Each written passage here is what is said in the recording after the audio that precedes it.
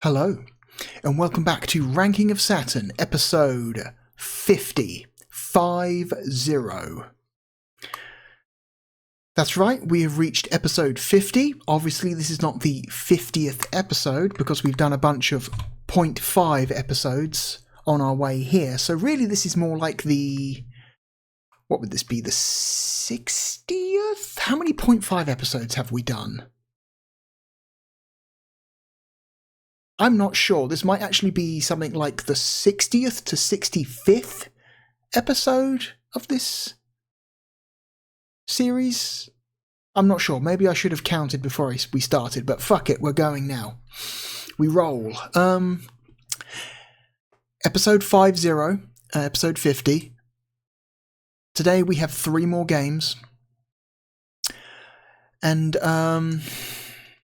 you know, the selection of games this week, I'm just going to say not the greatest. Like, I wouldn't call any of these games especially terrible, but I wouldn't call them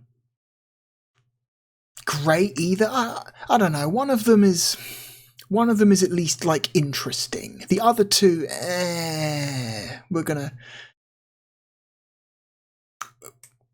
struggle to get through them. Anyway, let's move on to our first game. The first game we are playing this time comes to us from a bunch of companies. A ton of companies have their name on this product. It's the original arcade version was developed by Mesa Logic and put out by Atari Games, and then the home version was ported by Tantalus and Perfect. Tantalus Entertainment and Perfect Entertainment have a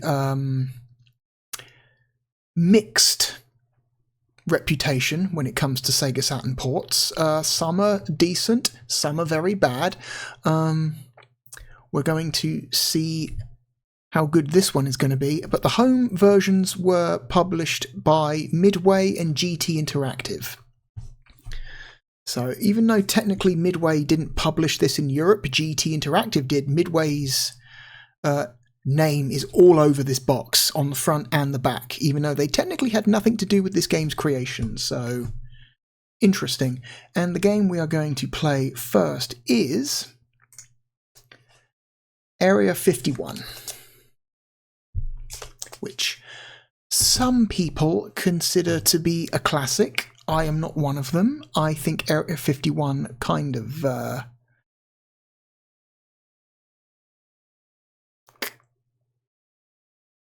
sucks. I don't think it's terrible, but as somebody who has played the arcade version of this game multiple times, I am not the biggest fan. I think it's okay. Like, it's a game you can play like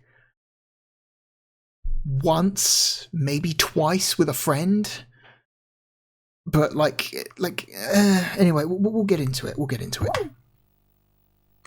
Get my headphones on. This is a light gun game, normally, but I'm not using a light gun. But unlike most other light gun games we've played on the Saturn, this game does not have any mouse support. So if you're playing the home version of this game and you are unable to use a light gun, you are stuck with a controller. So already points against it.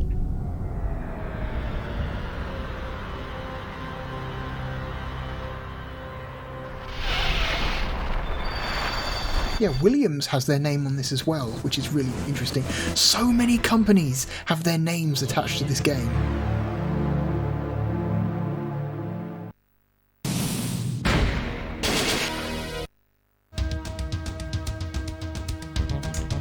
So yeah, this is an FMV light gun game, which makes categorizing this game's genre like difficult. Do I list it as an FMV game or do I list it as a light gun game? Here we go. A crashed alien probe is recovered and taken to a top-secret military installation. Shortly, all contact is lost with the base, and it's assumed that an unknown alien force has taken control. You are a member of the Elite Team Star, a top-secret paramilitary unit created to counter all alien threats. Your mission is to penetrate the Area 51 complex and engage the nuclear self-destruct system.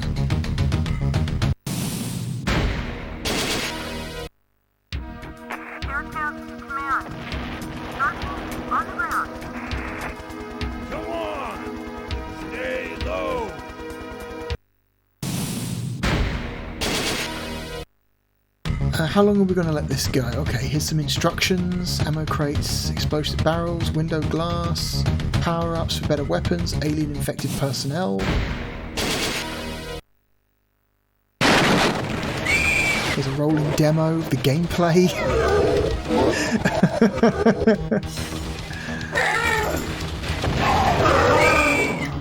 So yeah, this seems to be one of Tantalus and Perfect's better home ports. Oh, here's some character bios for these characters that have no speaking lines. Like, none of this is useful or necessary information. Like, who cares? Yeah, anyway. Developed by Mesa Logic, converted by Tantalus and Perfect. Atari Games Corp, all rights reserved.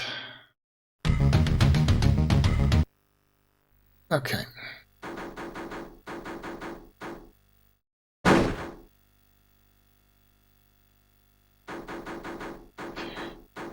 What about Dutch? No, Deutsch, Espanol, François, English. Okay. Okay, options. Difficulty. I'm gonna... What have we got? Difficulty. Novice, easy, medium, hard, expert. Okay. Does the game default to novice? Okay. Tell you what, let's bump it up to easy. With the interest of seeing as much of this game as possible. Let's go with maximum lives.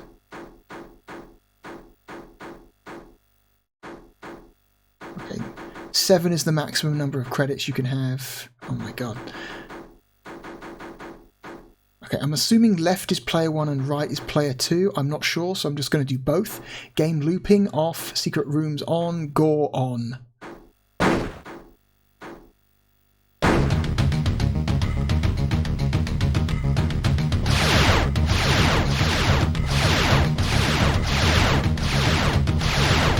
I'm going to put it there.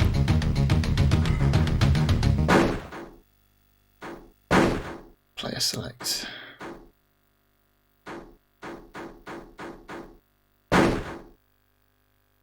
Alright, here are the controls. A to fire, B to reload, C to fire, X is grenade. Okay.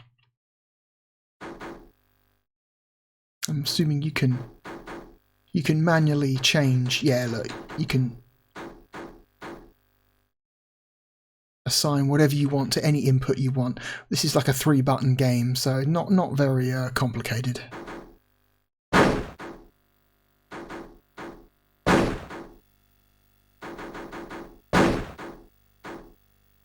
Let's practice. Oh, cool. Reload. Reload. Wow, what a great practice mode this game has.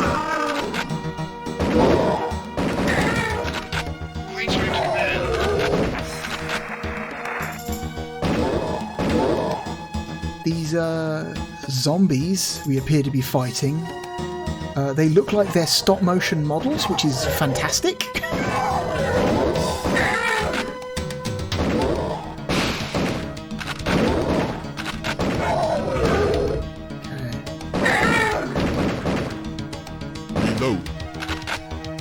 I'm trying to see if there's like a toggle button you can hold down to like increase your cursor speed. It appears that there is not. There is no like...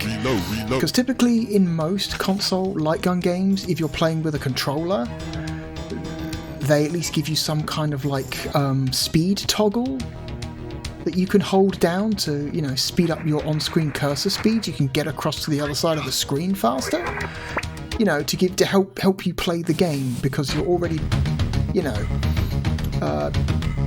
moving a cursor across the screen with a D-pad is not as fast or as precise as aiming down a gun sight, you know, so they try and give you something. But apparently this game has no means of speeding up your cursor, which is interesting. Anyway. Should select from the beginning or warp ahead? From the beginning, I guess.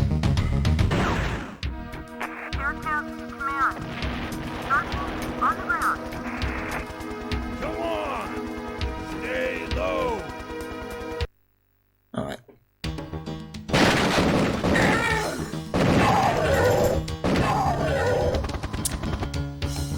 Alright. So yeah, the whole game is just one long continuous FMV. Reload. And then the game will layer smaller FMVs on top of the background video file that you can shoot with your crosshair.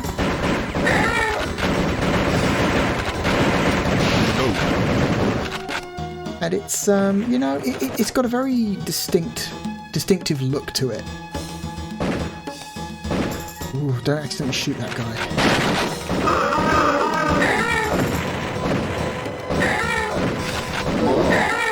There was a period of time where a game that looked like this looked awesome, looked amazing, because we were still very much in that era when FMV in video games was a novelty. So having games, especially this kind of game, entirely made out of full motion video was like really cool in a way. But, you know, you look at a game like this these days and it's just kind of sad. It's like, oh boy, this looks like shit.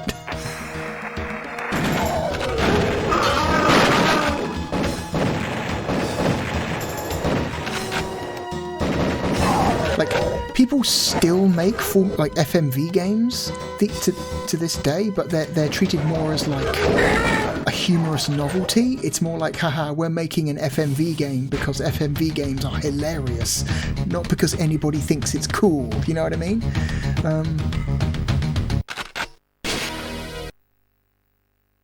I'm assuming the grenades are like screen clearance weapons. Upgrade my gun again. Ooh.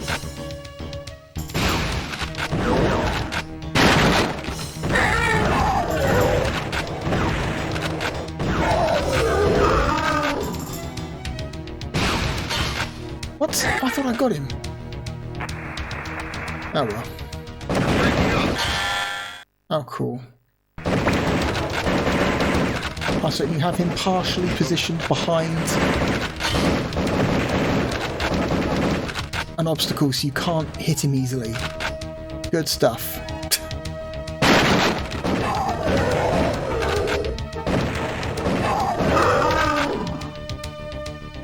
Just occasionally have your teammates rush onto screen so you can accidentally shoot them if you're not being careful. Very standard light gun game bullshit.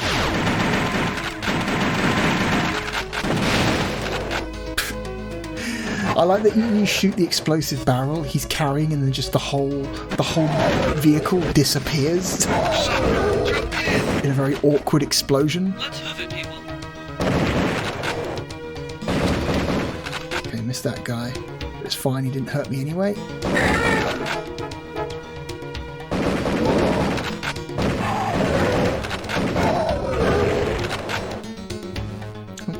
Original developer got their studio name in the background there. That truck says Mesa Logic on it. Whoops. You see, that's what happens.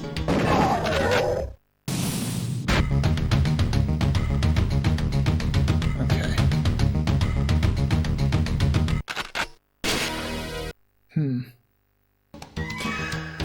Obviously, like this seems like a somewhat decent port of the arcade game, because honestly there's only really, you know, it's not difficult to port an FMV game to a platform that, you know, runs its games off of CD-ROMs like the Saturn or the PlayStation, because those systems already kind of specialize in full motion video, so you can port a game like this pretty easily. Obviously the biggest downgrade would be video quality. Obviously the arcade version, I want to say, the full motion video is stored in a much higher quality than it is in the home versions. Because I imagine the home versions, especially the Sega Saturn versions, the quality of this video is just not great. It's very artifacty, heavily artifacty. There's macro blocking everywhere. It's very noticeable in a way that it wouldn't be quite as noticeable in the arcade version.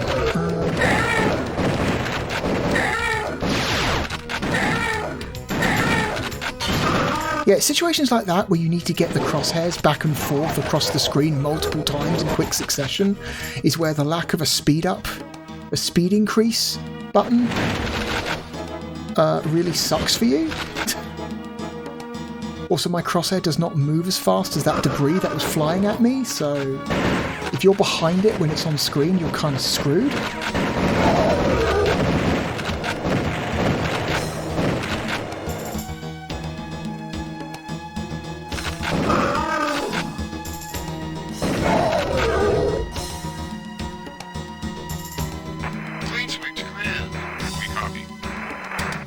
Oh, there was an upgrade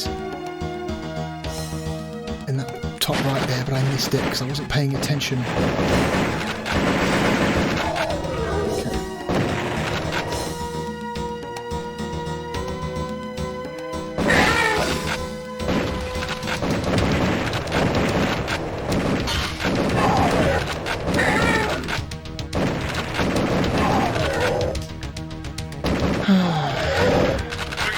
Yeah.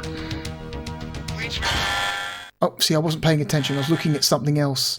I was looking at OBS, and then something just appeared on the screen.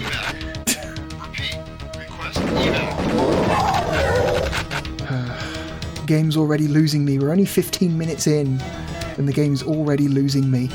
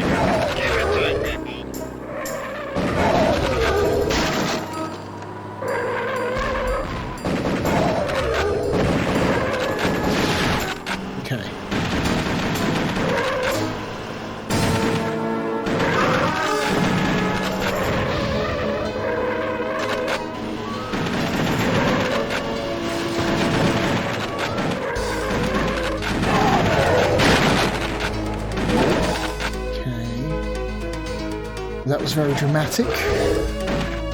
Oh my god.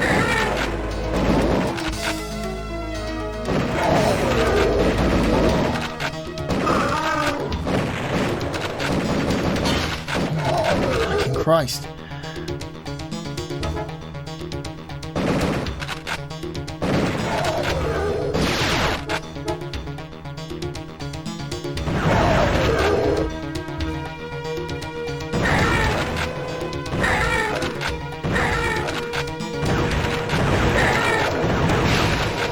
I think the act of layering video on top of video to create the illusion of an interactive environment is kind of a cool idea. But yeah, it's an idea that is very much, I don't know, was like there was a very specific period of time where that was cool, and that period of time was the mid-90s, and then, I don't know, it's just, nobody cared anymore. After that, it's like, yeah, you're just putting video on top of video, that's technically not that interesting.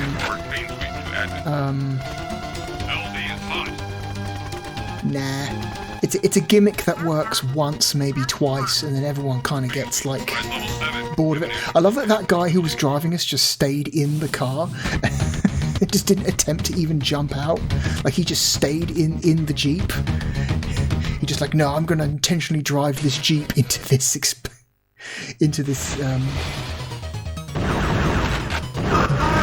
obstacle. Fuck it. Okay, now we're actually shooting aliens. Well, I was lucky.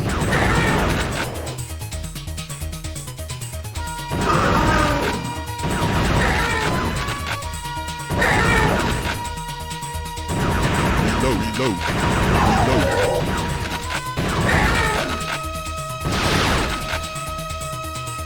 Okay, I've got full auto now. It's good.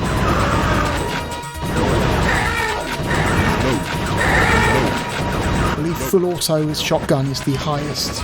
The highest upgrade you can get. It kind of sucks that you lose all of your upgrades when you take a hit.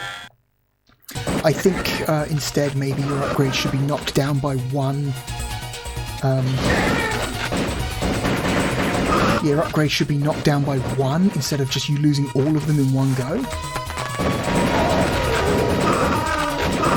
But you know, this was an arcade game, and arcade games do love their bullshit difficulty because that's how they make their money.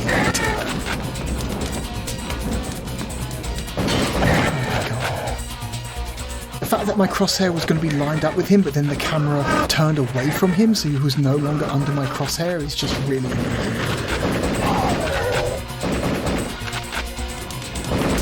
That's right.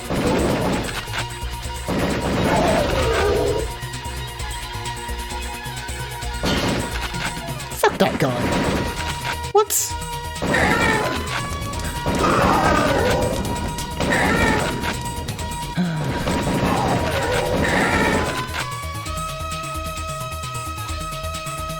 Don't do that. That's how you get shot. Again, back and forth across the screen. Really need a speed up button. If you're not going to give me mouse support, at least give me a speed up button. Come on.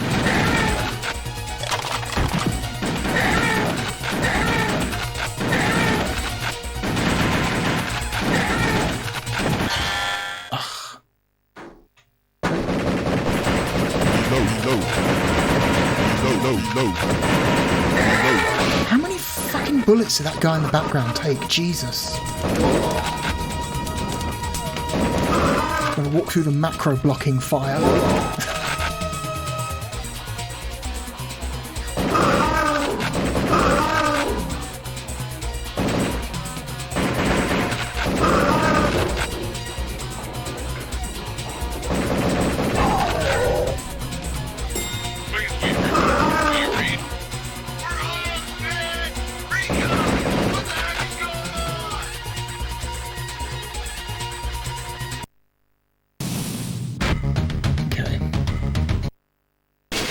Well, we're going to run out of credits very soon, and I'm not sure I want to do this again.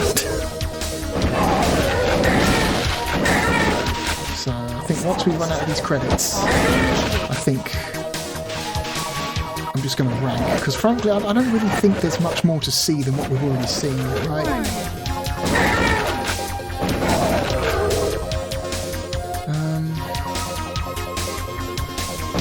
Ugh. When the whole camera moves and then, like, you know, settles onto a locked-down shot, it really it takes the video a couple of seconds to sort out the macro blocking, and for that, like 1 to 2 seconds, the screen just looks like shit. I imagine the video quality is probably a little bit better on the PlayStation, but probably not that much.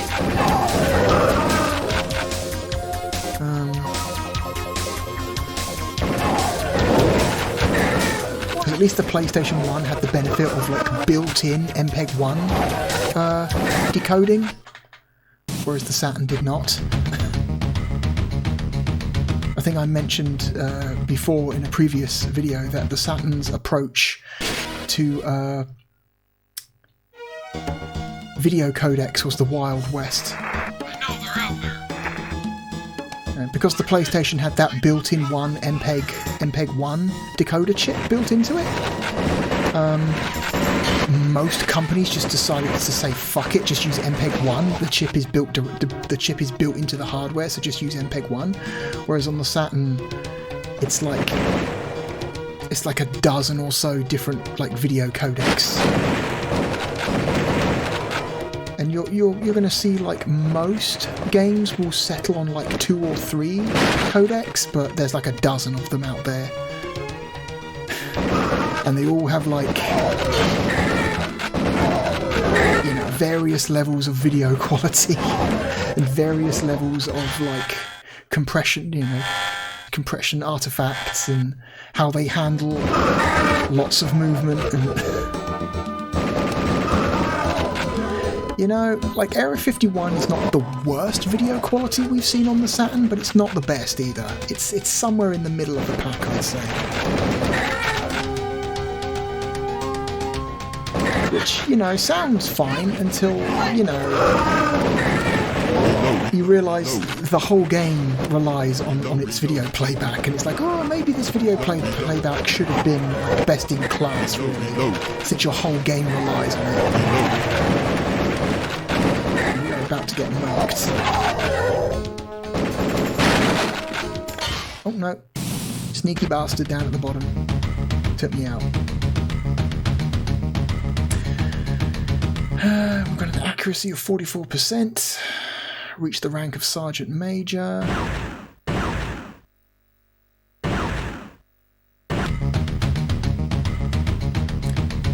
Sure. And that's it. That's the game. It dumps us back at the title screen, just like the arcade game does.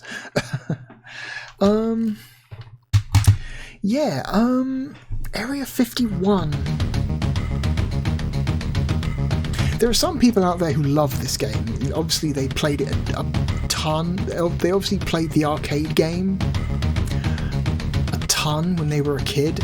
And, you know, it's. I would say, as an arcade game, this game is, like, fine. Like, even, like, fun if you're playing with a friend, you know. It's a 2-player co-op light gun game. But as a home console game, it's just so fucking thin. Which is a problem that most light gun games have when you bring them home, right? It's just a weakness that is just inherent to the genre. I've gone over this before when we played the 2 Virtua Cop games, right? The Virtua Cop games are great. They are some of the best light gun games ever made. But because they are light gun games, they still suffer from the same problems.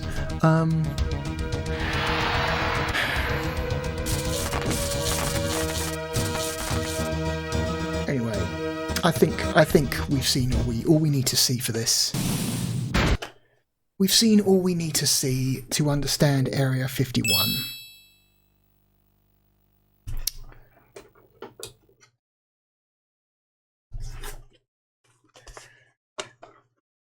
You know, some light gun games will add the you know, the mechanic of like a branching path system. So you have the possibility of, you know, you can play the game more than once, you know, before you see everything. The House of the Dead games have a branching path system. The Virtua Cop 2 has a branching path system. I think Time Crisis has branching paths. I don't remember. I think Time Crisis has branching paths. That helps, you know, that helps make those games more replayable. because you have to play them more than once in order to see everything. But a game that is literally dependent on a pre-recorded full motion video that can only play in one way and does the exact same thing every time you play it. It's like,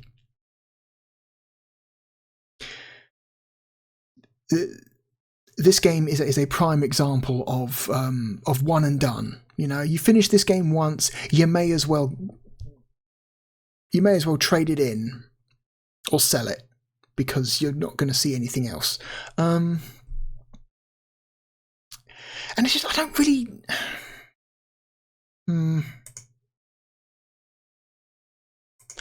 I just kind of don't.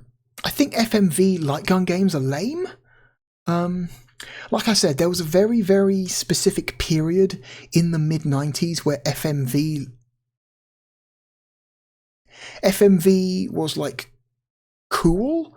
You know, it was like, I would say 93 to like 96.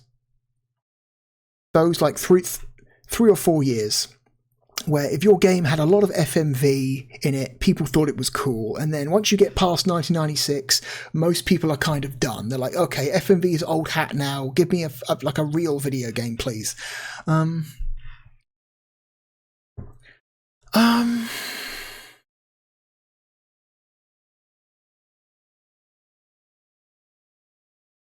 Yeah.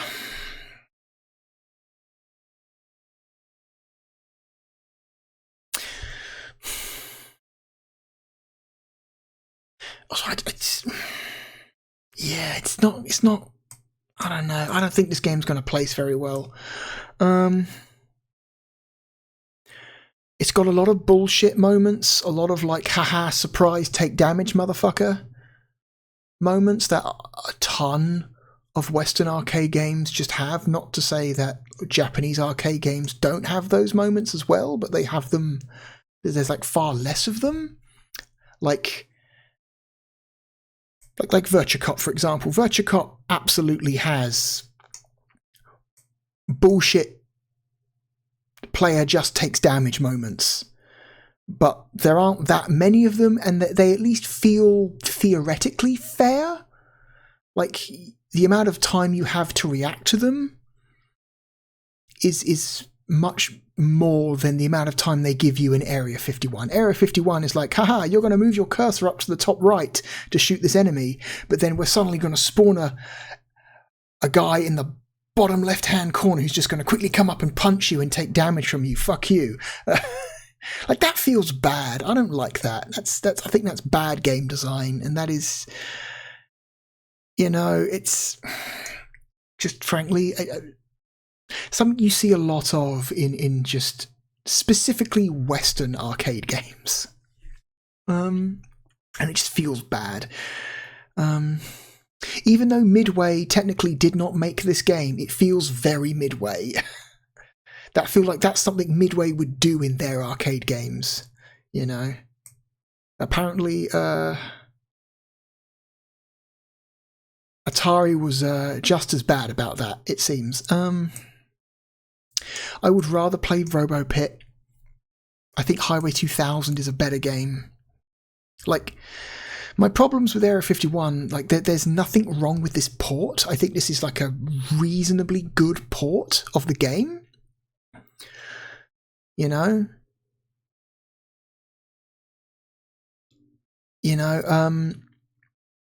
Questionable video quality aside, I think this port is reasonably accurate to the arcade experience. So it's I guess you could say my opinion of this game is very similar to my opinion of of Primal Rage. The Saturn port of Primal Rage is I think an excellent port of the arcade game. However, it's still Primal Rage, therefore I do not like it. You could say my opinion of Area 51 is like that. I would rather play FIFA 96. I would rather play Myst. I would rather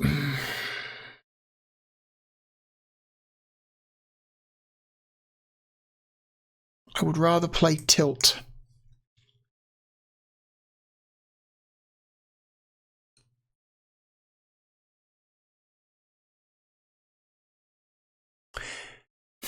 I would rather play Olympic soccer.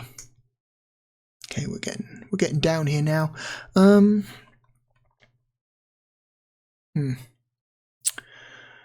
Alright, let's try coming up from the other direction. I think it's a better game than Casper.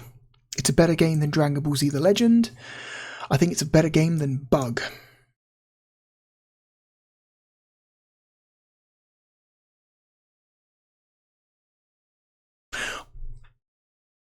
Or is it? Actually, I don't know now. Okay, it's better. No, Clockwork Knight 2 is better than Area 51. I would rather play the extremely questionable Saturn port of Mortal Kombat 2 than Area 51.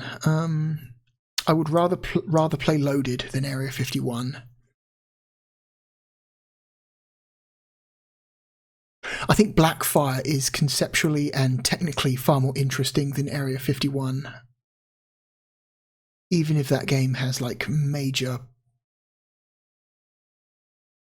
like problems.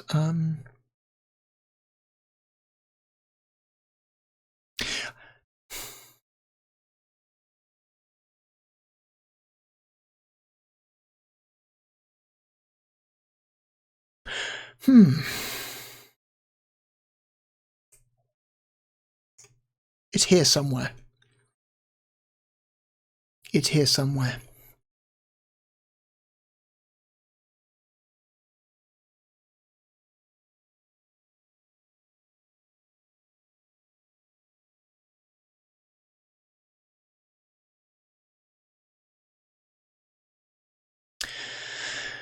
Yeah, if this game had like more interesting style or some other additional mechanical hook to it, it's just something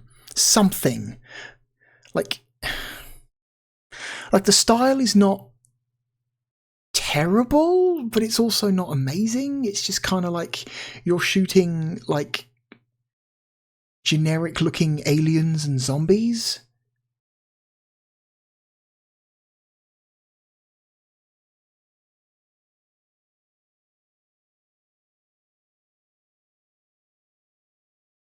That's at least something. There is a spiritual successor to Area 51. I think made by the same developers that would actually be, I think, worse than Area 51. It would actually, believe it or not, they would make a game less, they would make an FMV light gun game less interesting than Area 51. I believe that game's called Maximum... Is it Maximum Violence? Maximum Force. That's the game. Maximum Force, also put out by Atari Games, is another FMV light gun game, very much in the same mould as Area 51, and that game is, like, believe it or not, worse than Area 51 stylistically, because when they made that game, they just said, what if instead of shooting stop motion zombies and aliens, you were just shooting at regular guys with guns? What if we completely sucked out all of the style from Area 51 and just replaced the weird enemies with just regular dudes? Fuck it. Zero effort. We will be playing Maximum Force at a later date, because that game did in fact come to the Saturn. I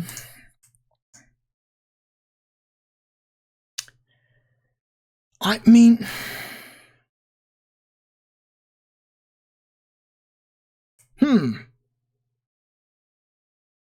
I think PGA Tour 97 is a better game.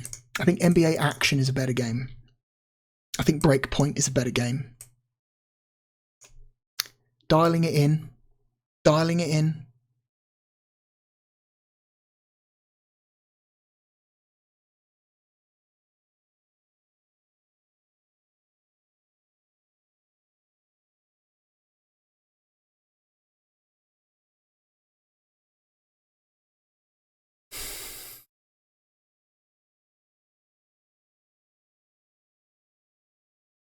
I don't necessarily like playing them, but these sports games, I think, are better video games than Area 51.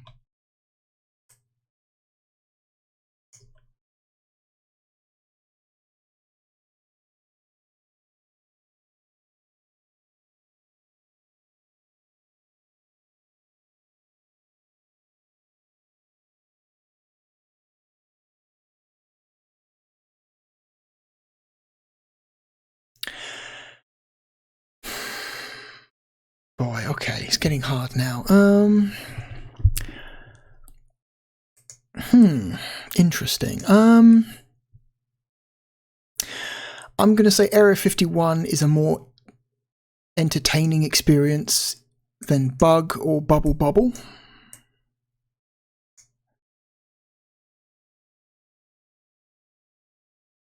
I'm going to say it's better than WWF in your house.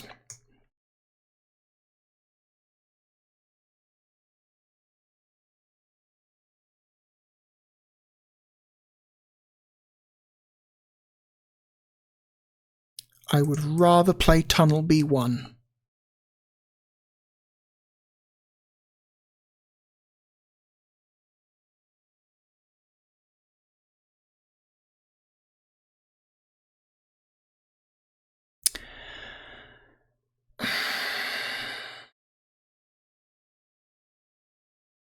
Darius, the Saturn version of Darius 2 is really not the one you want to play, but I'm going to say Darius 2 as an arcade game I think is better designed than Area 51.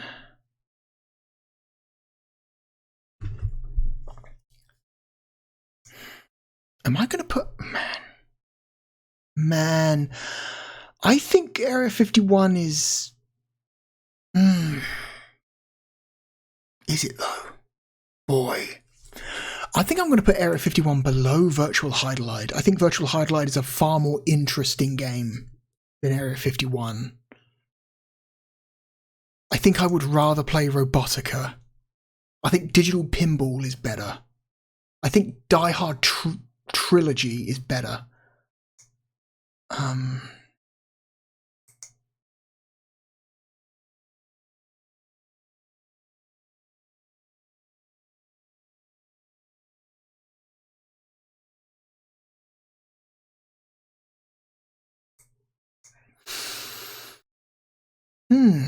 Is it better or worse than Blast Chamber?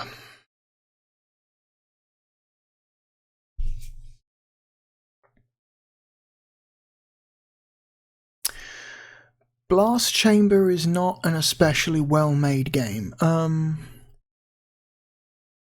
but it's interesting. It's got that 4-player multiplayer mode, which against the AI is miserable, but I imagine against 3 friends is probably quite a bit more entertaining. It's got that puzzle mode, which is interesting. That single-player puzzle mode in Blast Chamber is actually kind of half decent.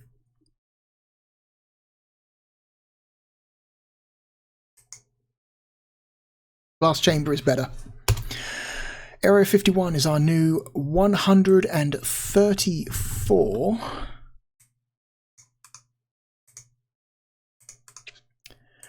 Not an amazing position, but by no means the worst. There are still plenty of games below it that are worse than Area 51.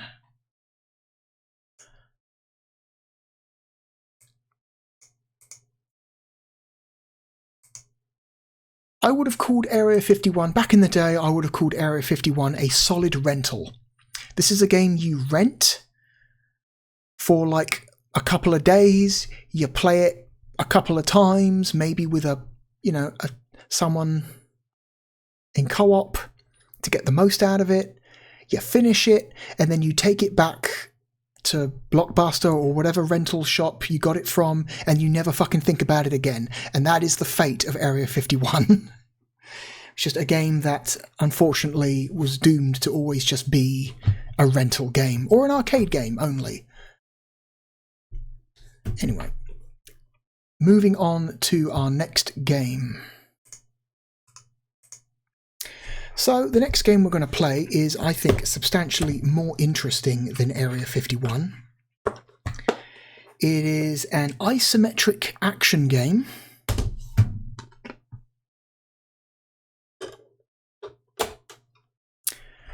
And while I personally don't think the console versions of this game are the way to play it, I think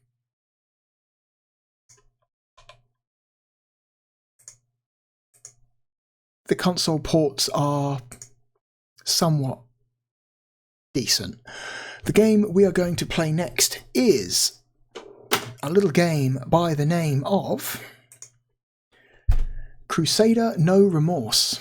This is a game originally developed by Origin and is a cult classic on the PC. The DOS version, at least, is a cult classic. It is considered to be a very good old DOS game. Hang on, let me just find the correct source. There it is. Hit go.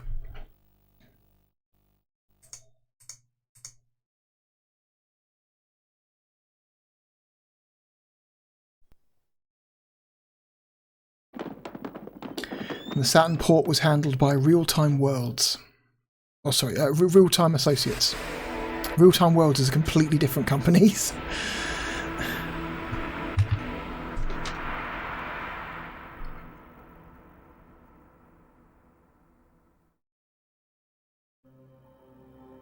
Oof.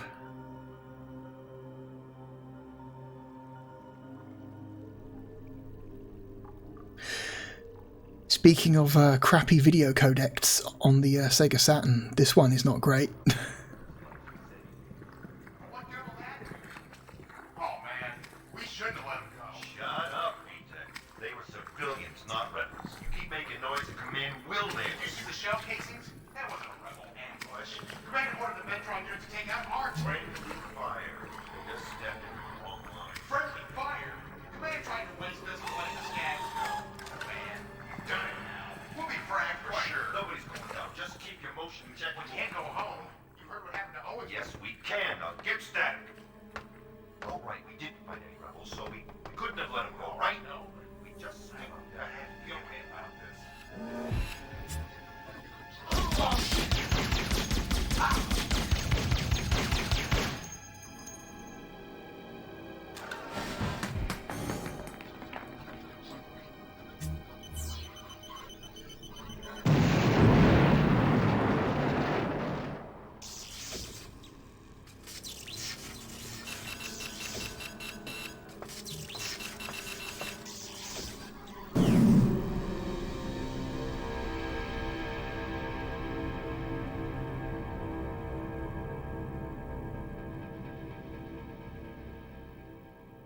Okay.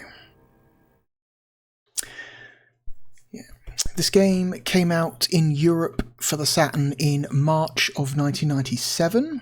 I believe it came out in America in 1996. That's why it's got a 1996 copyright on the title screen. But the European release was in fact March 97.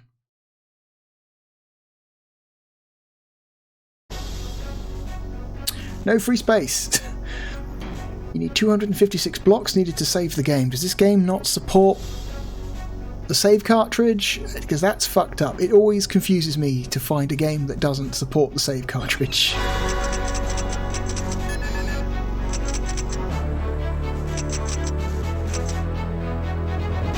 Okay, controls set up.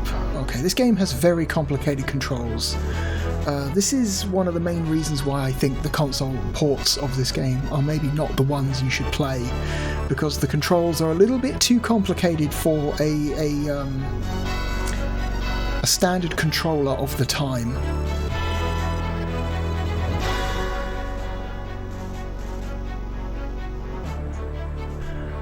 This is a mouse and keyboard game. You should play Crusader No Remorse on like DOSBox or something. You play this game with a mouse and keyboard, not a controller. Let's see. I like that they've... What the hell? Just time out. I find it very interesting that they've labelled the left and right shoulder buttons as L1 and R1. Whoops. I think someone just copied and pasted text from the PlayStation port. Instead of...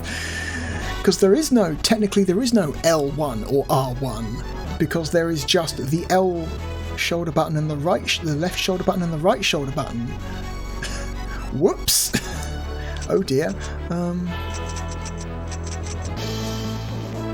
That's funny. Let's see. So L is a modifier for rolling and crouching. Roll left, roll right, roll forward. You selected. Okay, or just.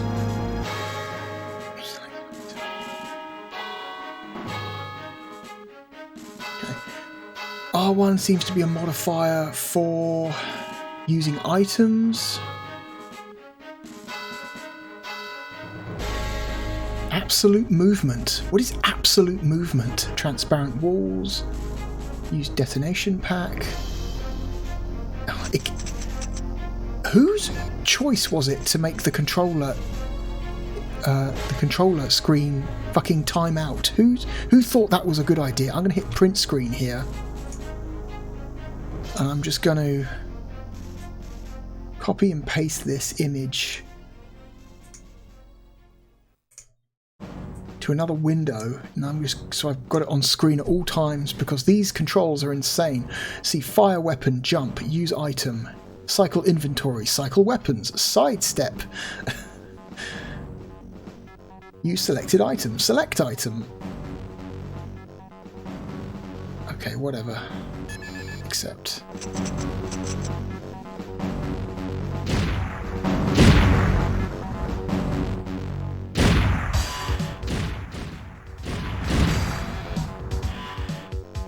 Okay. Difficulty level. Mama's Boy, Weekend Warrior, Loose Cannon, No Remorse. You see, it's nice to see that this game carries on the 90s and early 2000s video game tradition of insulting difficulty names. Weekend Warrior, why not? Oh, Jesus, that's a very small video. This postage stamp sized video file. First, let me say welcome to the Resistance, Captain. I'm sure you realize that Central thinks you're a spy. But I've reviewed your debriefing tapes, and I have a hunch that I understand what makes you tick. Enough so that I've persuaded Central to give you a chance. One shot, to prove your sudden change of heart. You are to spearhead an attack to take a consortium refinery offline, permanently. An informant will meet you there and provide you with a security card that will allow you entrance into the facility.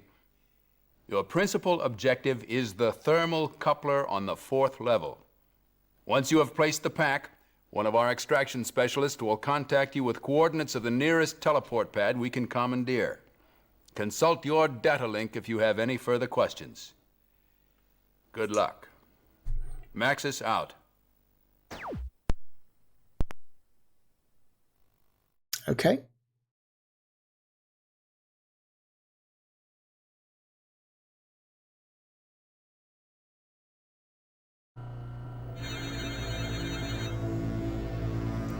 Okay, let's get used to the controls. So, okay, this is...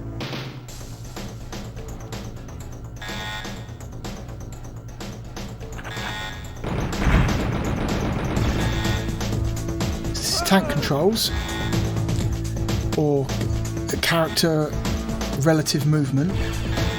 So up on the D-pad moves you in the direction that the character is facing. So if I rotate him to face right and push up, he will run to the right.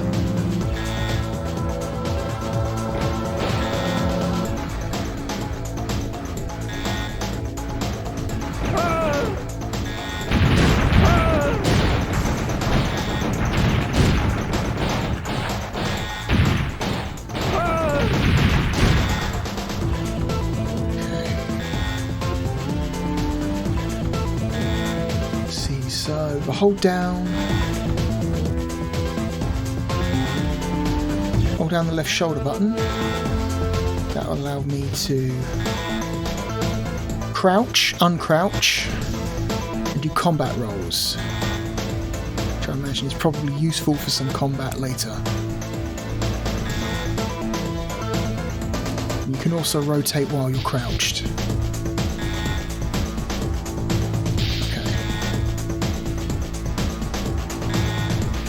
B is jump, which is... that's a really bad looking jump animation, but okay.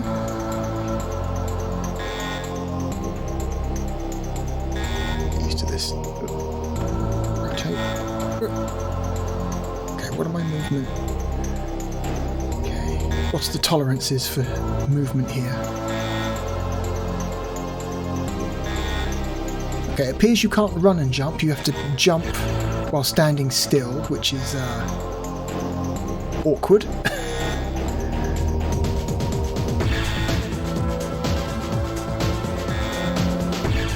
See, use inventory items, cycle inventory. See, I wish I knew what these were. Okay, that's a health pack.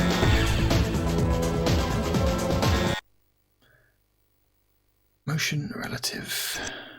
So you got relative or absolute. Okay, so absolute changes it to a more what I would call camera relative movement, where pushing up on the controller moves you away from the camera, and pushing down on the controller moves you towards the camera. But this appears to be, oh no, this is isometric movement, which is, I think, worse. So the funny thing is, even though you can move in 8 directions, you can move what? Straight up and straight down. I actually have to press diagonal up to move straight up and diagonal down to move straight down. If I push straight down, he runs down and to the left, and if I push up on the D-pad, he runs up and to the right, which is terrible. Like, if I have 8-way movement, just let me run up by pushing up. What the fuck? So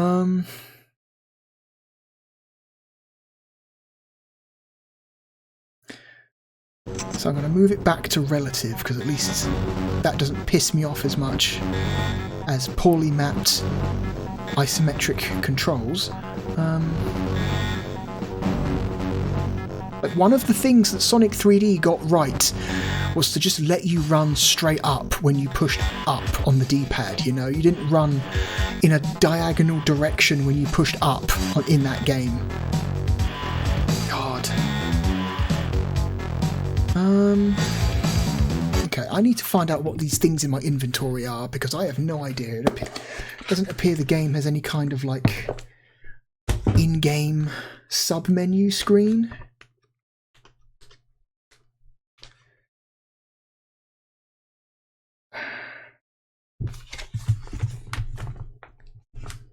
Oh my god. So you thought the controller input screen in this game is complicated? This game has a much more complicated controls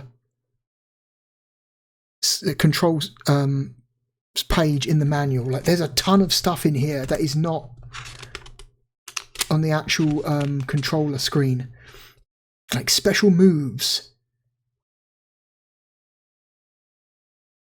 Combat Advance, which is not on the regular controller screen. That's X plus up. You can sidestep left and sidestep right, as well as roll left and roll right. Okay, interesting to know. Is there like an item description page here? Is there?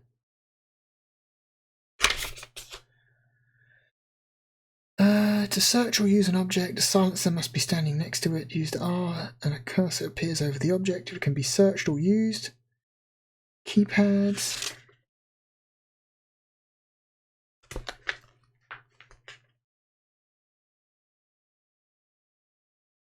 See, controlling weapons dealer. Here we go. Inventory items. Let's see. So at least I can see what stuff is. Okay.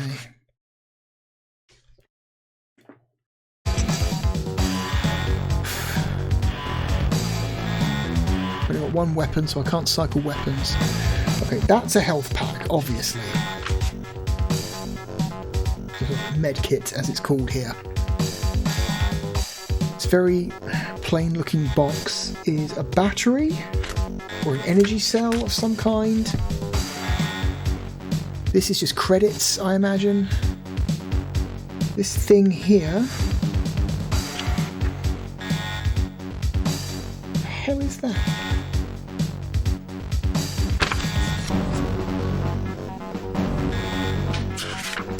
I have no idea what that is. This doesn't appear to be listed anywhere in the manual, so I have not a clue.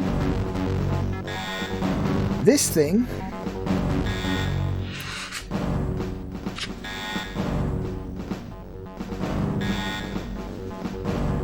Is that a detonation pack? The satchel charge. Explosives combined with a timed detonator. A det pack will explode a few seconds after it's dropped. A det pack can be quickly dropped using R plus X. Okay. Yeah, this is a mouse and keyboard game, man. Like, Jesus Christ, the sheer number of, like, weird button combinations you have to push in order to do most of the stuff in this game is insane.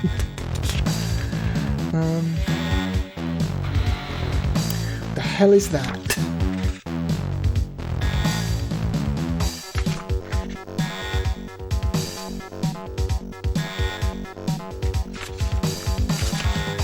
I have absolutely no idea what that is. What is that? There is nothing in this manual that looks like that. No idea. That is probably some kind of grenade. It's a limpet mine. A limpet mine can be affixed to any reasonably flat horizontal surface. Once placed and activated, it can detonate when any moving object approaches within about half a meter. Limpet mines are used for territory denial in areas where it is not practical to place larger mines. Okay. A spider bomb. This ambulatory munition can be released by a soldier from concealment and literally walks on mechanical legs to the point of detonation, guided by a handheld joystick unit. The spider bomb's movement is controlled with the right and left arrows. The spider bomb can be quickly dropped using R plus A. Jesus Christ. Okay. Well, let's just keep going with our regular weapons, yeah?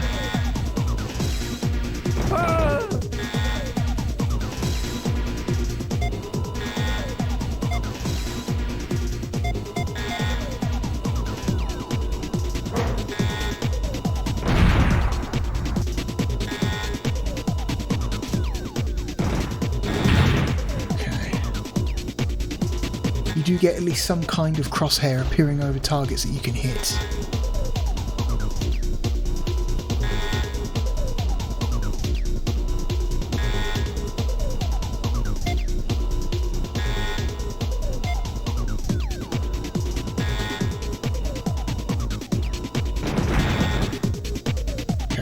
Destroy that sentry gun.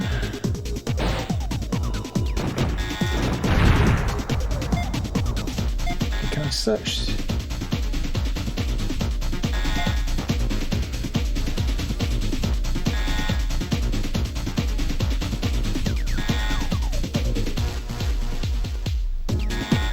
Can I search things? It says I can search things in the manual.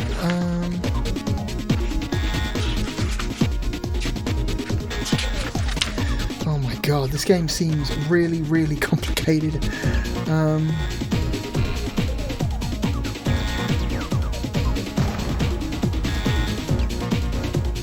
To search or use an object standing next to it, use R and a cursor appears over the object if it can be searched or used. Okay, so the fact that there is no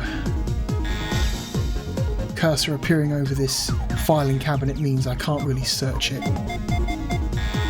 Okay.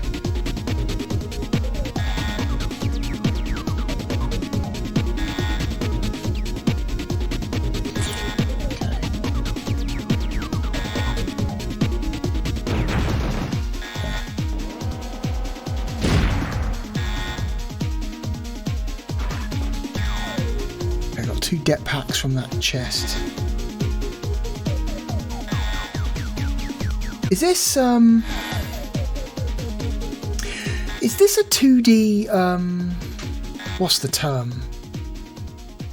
What's the stupid term for the specific genre of, like, first-person shooter that lets you search everything and pick up items? You know, like a System Shock or a BioShock, something like that. I forget what it's called.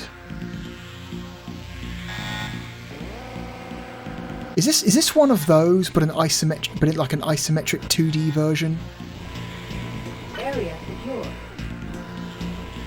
Because if it is, that's kind of cool.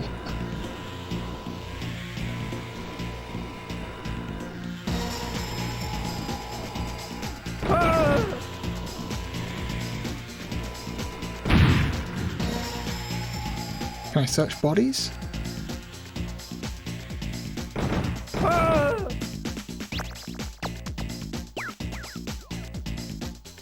I can search bodies. I got ammo off that body. Holy shit. I can get ammo off of bodies by searching them. This is absolutely a, whatever the fuck it's called. Hang on. It is a,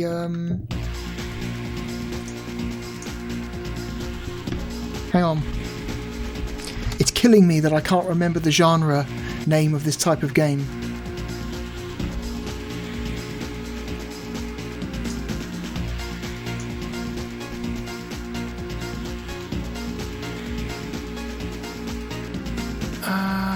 What is it called? Fuck, it's like like an action sim or something. I forget what it's called. It's like I forget. There's like a stupid name for it that I don't think is very good, but is at least like unique. This dude, who is this dude? Okay, he's got his hands up. Oh shit. Okay, there's a dude just off screen trying to murk me.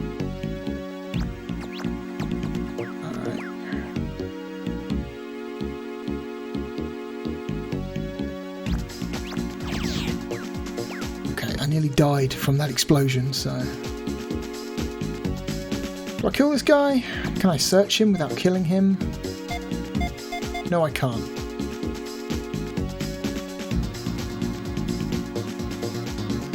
Okay, I got more ammo. And 21 credits. So you can totally rob guys' dead bodies for ammo and money, like this was fucking BioShock or something.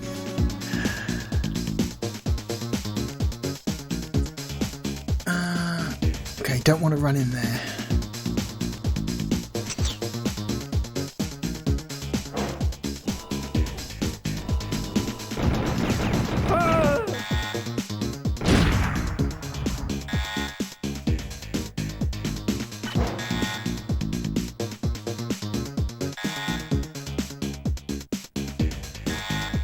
Okay. What's in here? Kind of wish the camera would follow you a little bit more directly, because I feel like you have to get kind of close to the edge of the screen before it finally starts moving, and that's not great, I don't think. Okay, gotta turn off the alarms. Ammo and 20 credits.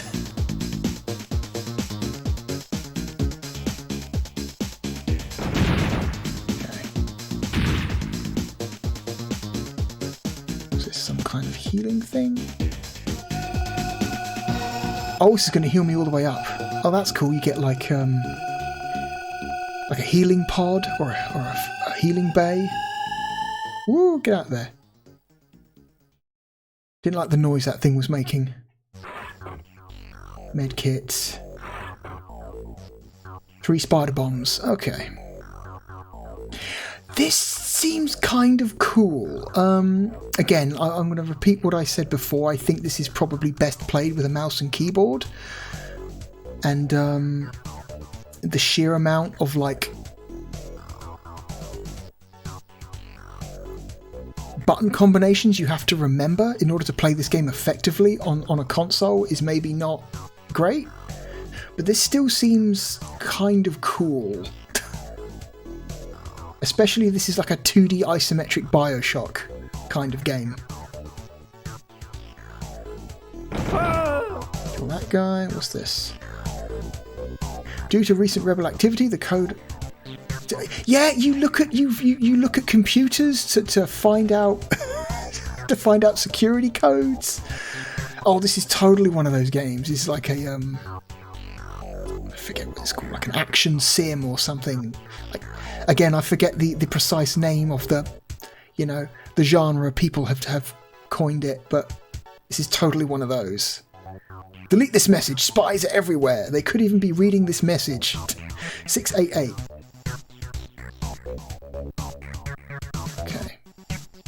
What is this? What is this? Oh, it's a teleportation pod.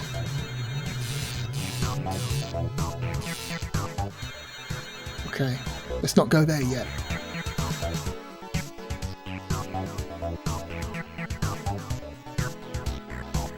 A medkit and some ammo and any money and 20 credits. 6, 8, 8.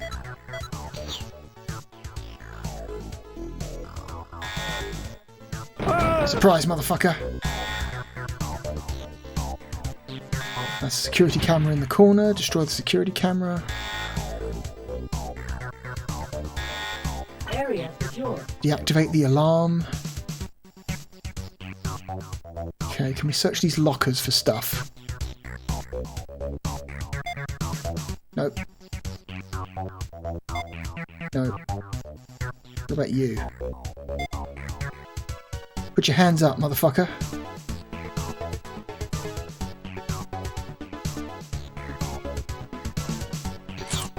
Ooh.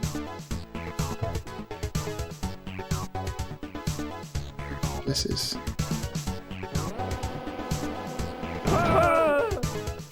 Oh, I just mucked a civilian by accident. Oh no, that's a manual control for the elevator. Didn't want that. There we go.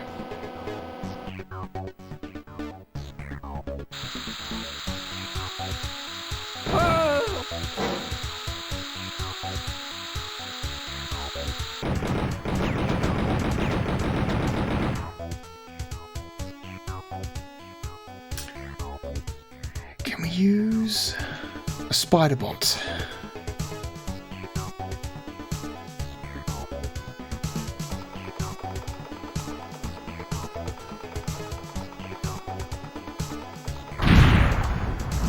Yes, we can. Whatever that was, I didn't like the look of it. I'm assuming it was some kind of turret or something. He had money on him, but nothing else. Because of course not. He's just a dude. Ooh, get away.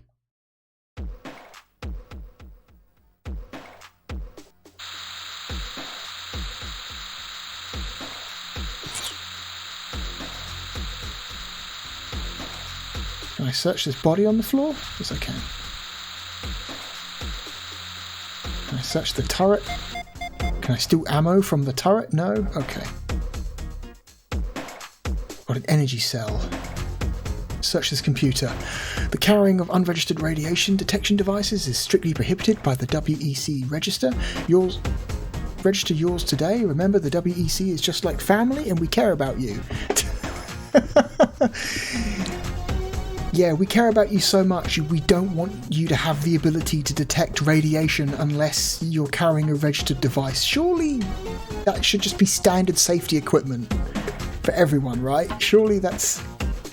Why would you want to register safety equipment? Like, you can't use a radiation detection device in any way other than to detect the presence of dangerous levels of nearby radiation, you know? Like...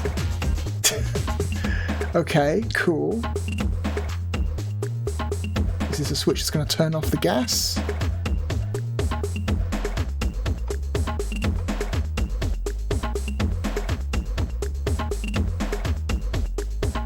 Okay, it's weird.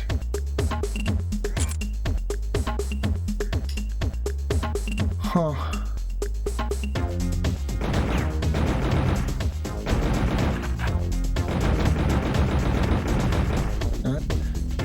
Okay, how do we turn off this gas? Is there like a nearby thing we can turn, or a valve or something? What about this? Oh my god, yes! Look at that!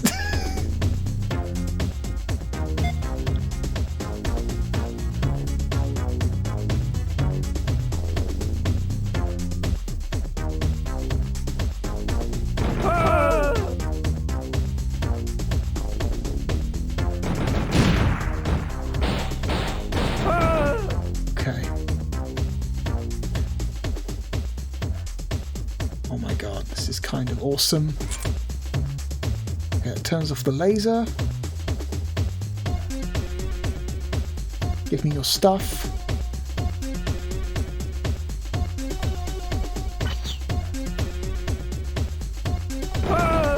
Okay.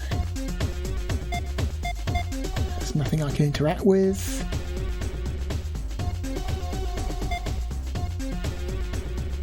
They sure are giving you a lot of health packs. I guess it's like the tutorial level, right? It's the first level of the game. They kind of want you to get used to the game's mechanics. So they don't really want to punish you. So I'm sure the health packs aren't nearly as plentiful in later levels. 2 spider bombs and nothing else.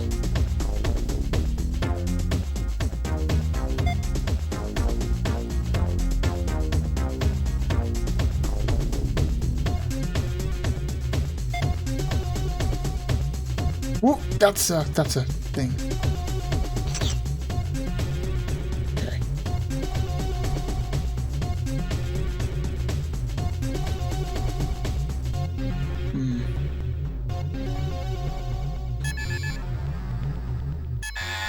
Oh, that set off the alarm because I obviously didn't have the right code or key or something.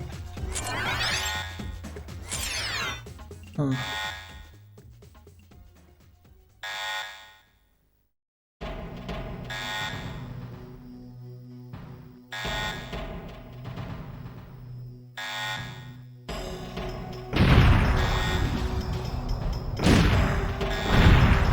Appear to be mines or something in the ground. I'm gonna destroy them. Area secure.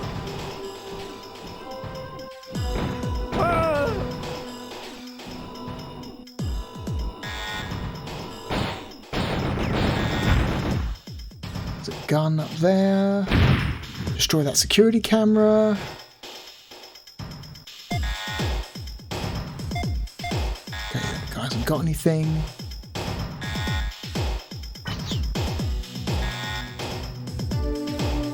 Area secure.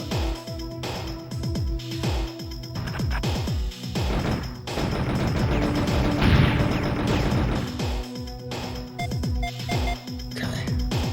That looks like a door that those boxes are sitting in front of, but maybe it's not.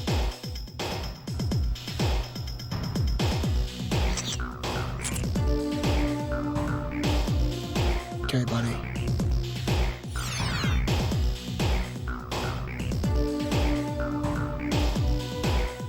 Oh!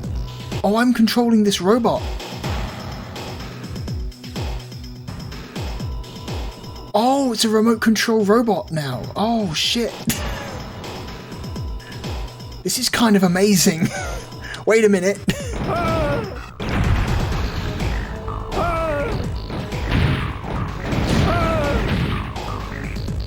Like, the level of environmental destruction is pretty good.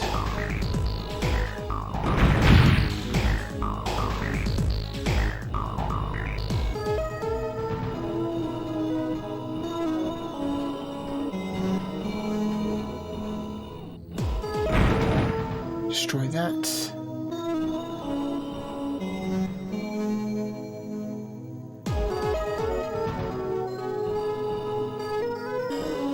Okay, this robot has like fewer frames of turning animation, so it's a little bit harder to tell. Maybe he just turns slower so it looks like it's fewer frames.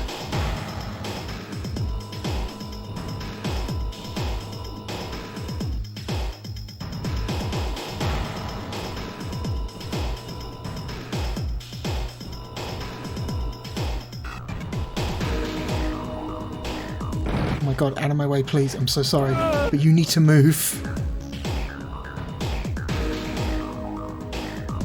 You standing in the way of the door with your hands up is actually not helping me. Oh my god, man. Go! It doesn't have to be this way. Just... Okay, I don't have time for this.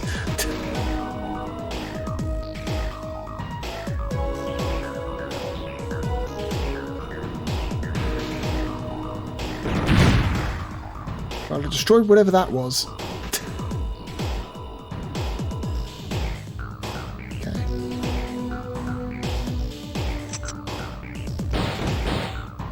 shit. That thing shoots at you. Okay. So when you're not controlling it, that thing will basically becomes a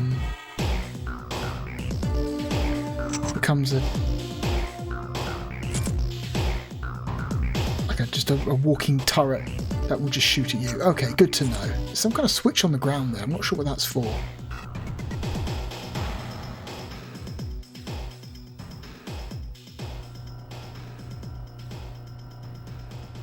Due to the alert, not all drill, this could be real this time. 126 is this week's passcode. Again, guards leaving their passcodes on unguarded computer screens. 126, eh? A 3-digit passcode. Is that all? Really?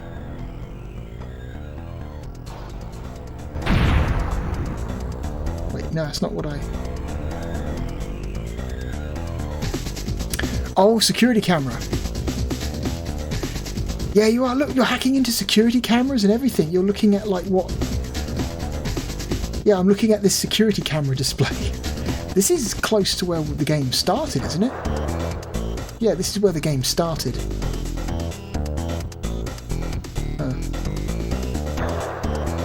126. 126.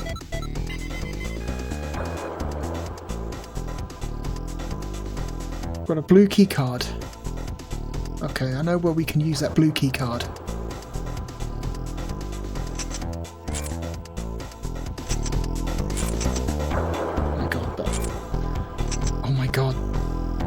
Movement is still a bit awkward. Give me your shit.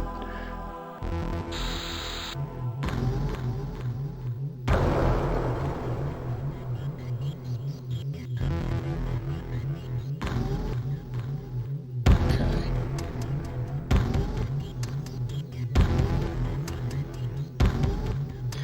Do I have a key card item, or does it just get automatically used? Let's try using... Where is it? Where's the energy cell? There it is. Use a couple of those to recharge my shields.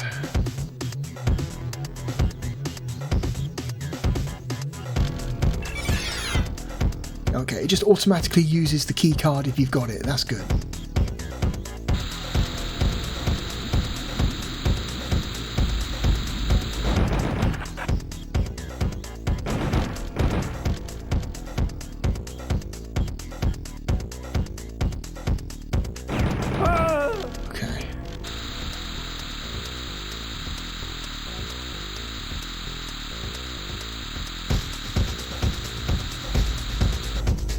Combat roll. Okay. Goddamn security. Security cameras. Ugh.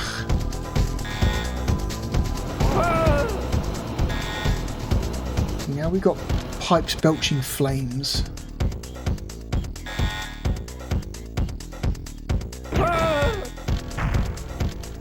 What's this? Rotate that to turn the pipe flames off.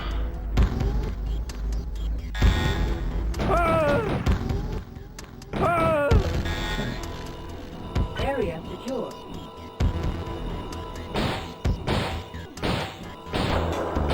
Oh shit. No.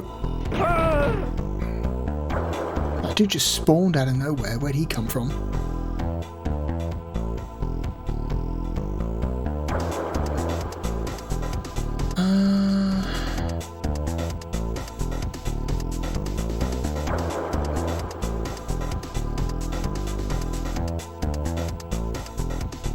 Okay, I'm assuming the spider drones can't walk across that green stuff, whatever it is.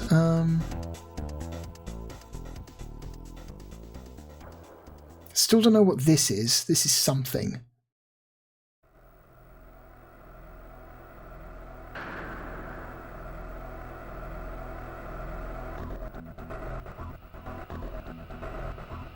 Okay, this is just like a PDA. Gain keycard from Rebel Informant.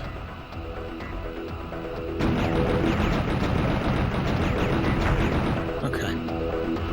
So We can actually hurt those things with regular bullets. Good to know.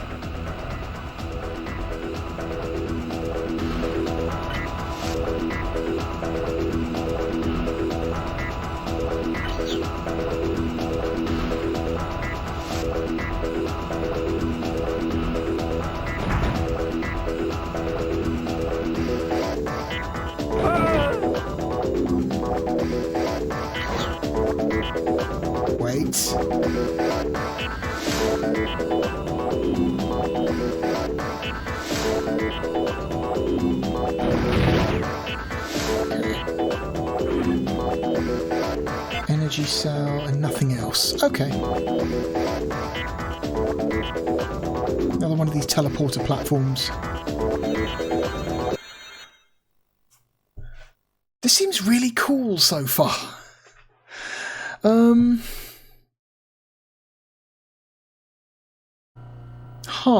This seems kind of rad. I'd always heard that these from people who liked these games that they're really good, but I don't know, I've just always been kind of put off by the isometric nature of it, I guess.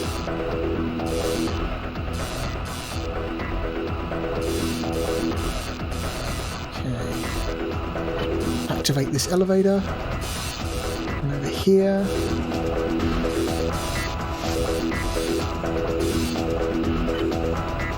This, you fool, the computer. Oh my god. To all refinery ops, third-class tech Brandt has contaminated the 5th level with dangerous plutonium isotopes again. Be careful where you step.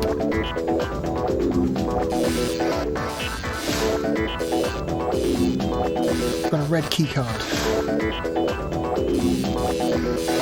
Oh, you can cycle. Okay, good.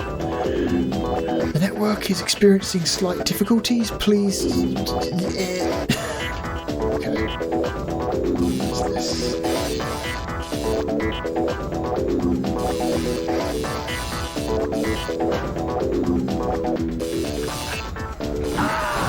Okay.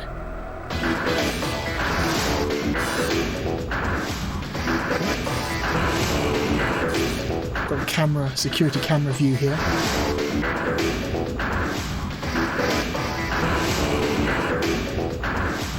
Yeah, this is really interesting. This is actually, and it, you know, it runs quite well as well. I don't think I've experienced anything as any like serious form of slowdown yet. Search that. Got more ammo. Let's go. Does this do nothing? Really? This is not a thing I can step on that works? Okay, whatever.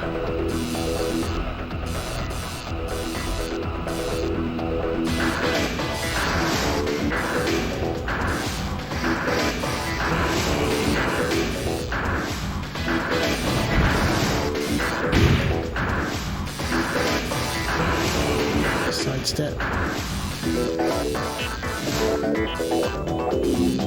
Okay, move in, stop, move. Okay.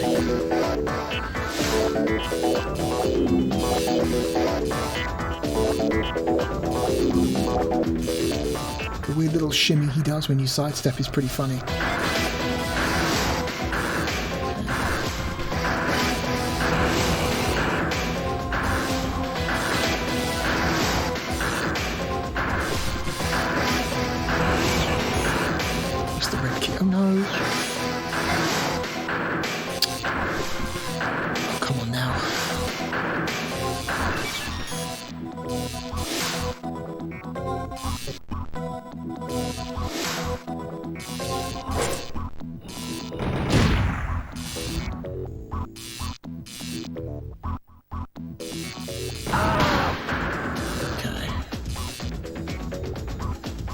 Got another keypad here, but no code to use with it.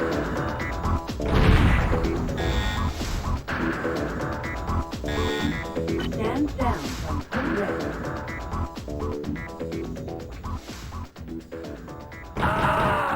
Okay. Ugh. these guys get in the way.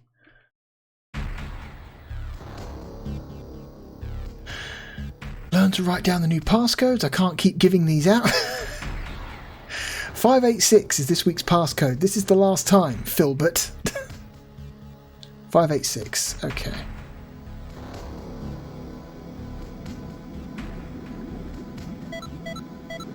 Five, 8, 6.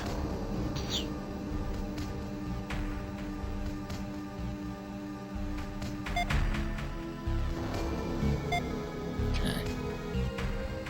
I'm assuming I can't actually talk to any of these guys.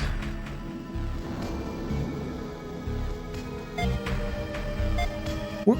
Okay, so you can run through, but it drains your shield a little bit. Ammo. Another wall safe. Just some ammo. Okay. What's this? Two energy cells. Okay. And 2 spider bombs.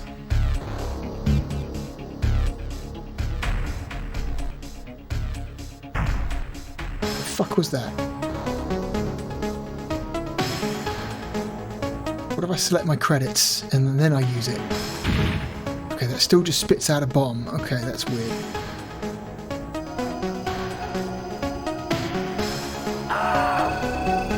Okay, that guy just wandered into the laser. That's stupid. Okay.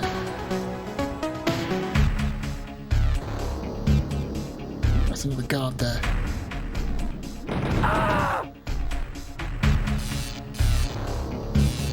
Take your money.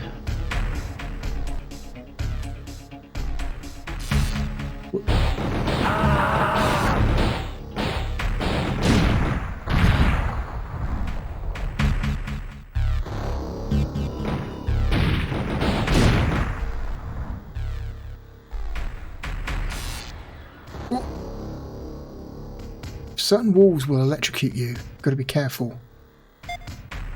Okay, nothing there to interact with.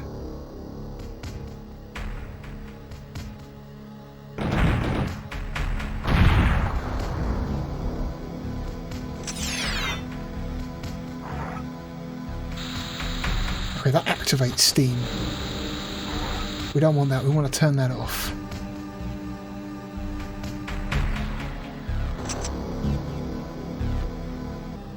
Don't know what that does. That does something.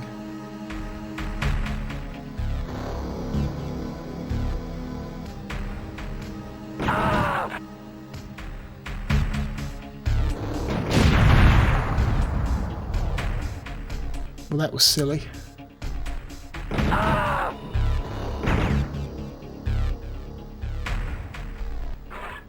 Energy cell. Might use a couple of those actually. Okay, can't get any more than that. You could upgrade our shield to get more energy in there. Open this door.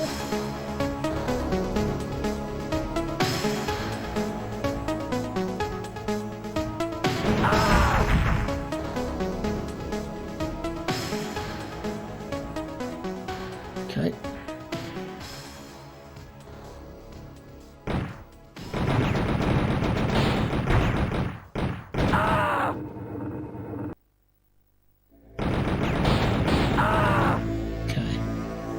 Lining up your shots can be a little bit iffy.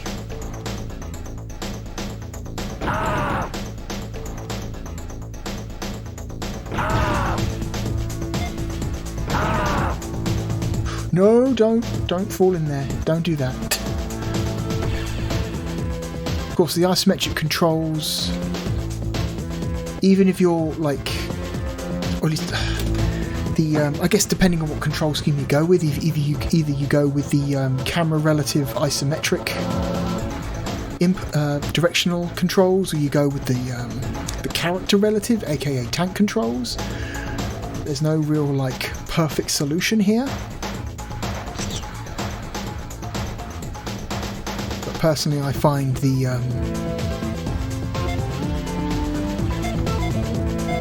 character relative stuff works better for me. Huh.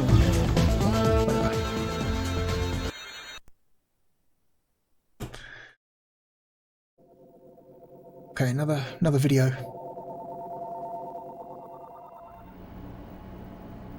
Here's a security card to get you past level 3.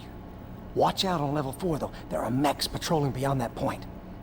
Now listen, you've got to tell Central that they've got to find someone else to handle the meetings. I am jeopardizing my cover being here with you like this. I'm just a scientist, and I'm afraid that people are getting suspicious back at the lab. Hurry!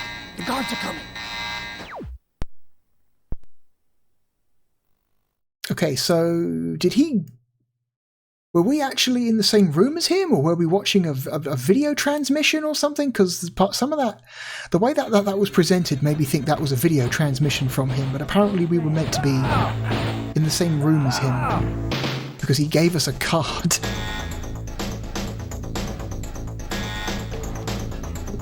The alarm has been deactivated. Okay, give me your shit.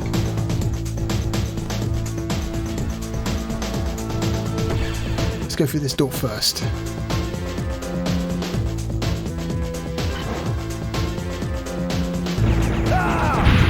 Whoops. Didn't mean to. Does it still work? Nope.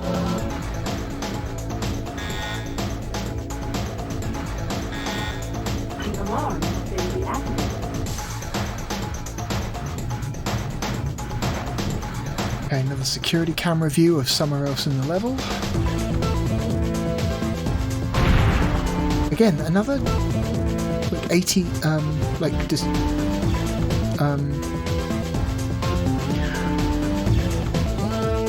what looks like some kind of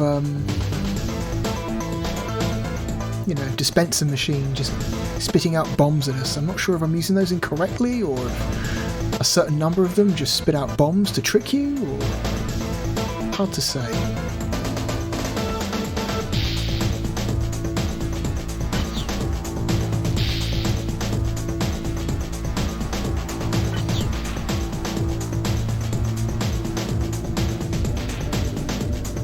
Oh my god. Ugh. The alarm has been deactivated.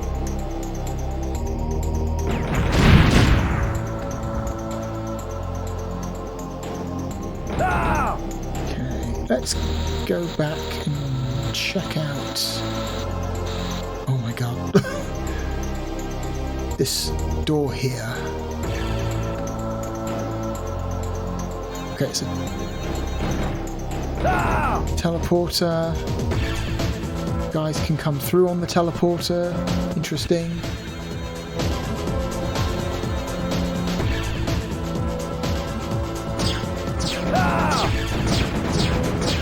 Oh! That thing just burnt right through my shields.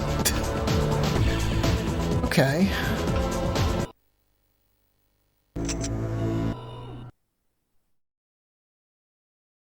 So what does it do upon death? Does it, like, dump you back at the title screen? Does it restart the level?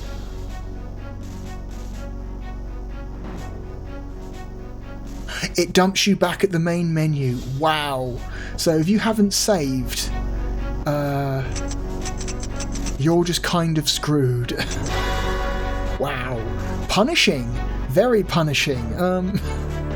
Anyway, I think that's enough. We've spent about an hour on that game, so I think we are done. That's neat.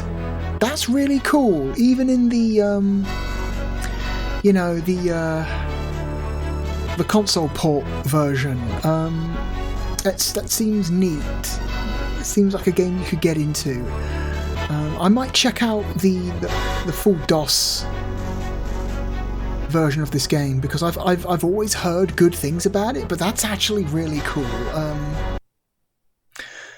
And I had completely forgotten what this game was, because I've played the Saturn version of this game before, but obviously, like, I'm guessing well over a decade ago, and I think I kind of messed around with it for like 15 minutes and wasn't wasn't impressed, or at least wasn't in the mood for a game like this at that point. But yeah, I'm really impressed by this. This is a lot more like, there's a lot more to this than I remember.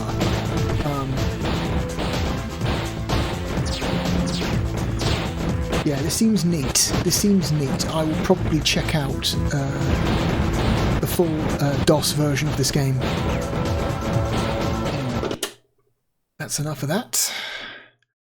Where are we going to put Crusader No Remorse?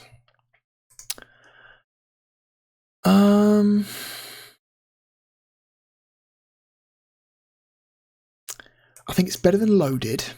It's better than DEF CON. It's a better game than Siberia. I would take it over Victory Boxing. I would take it over FIFA 96. I'd take it over Destruction Derby. I'd take it over Gen War. I'd take it over Battle Arena Tushinden Ura. I think it's better than The Horde. It's a better game than Earthworm Jim 2.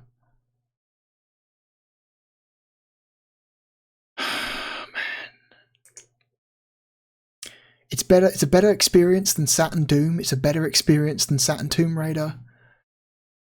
I think it's a better experience than Thunderhawk 2. Like, flipping through the manual earlier, there was like references to things like you take missions. There's like there are like merchants you can buy weapons and equipment off of. The levels seem like they're all like relatively long.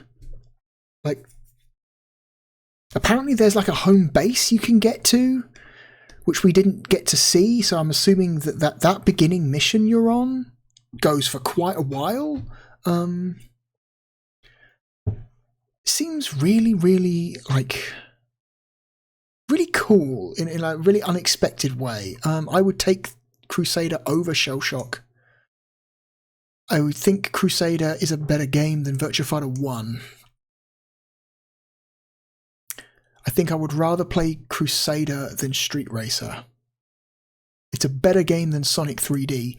Even if Sonic 3D has like better controls, that game is so... I don't know. Crusader's got just so much more going on. Even if the controls are a little bit more confusing, that's fine. I would rather play Crusader than Wipeout 1. I would rather play Crusader than Mega Man X3. Okay, now we're starting to find resistance. I think Crusader is a better game than Space Hulk. Yeah, now we're running into resistance. Boy,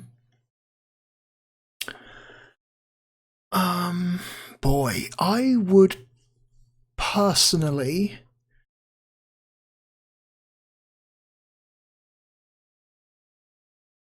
take a game like Crusader over Mysteria: The Realms of Lore. I think it's more interesting than Amok.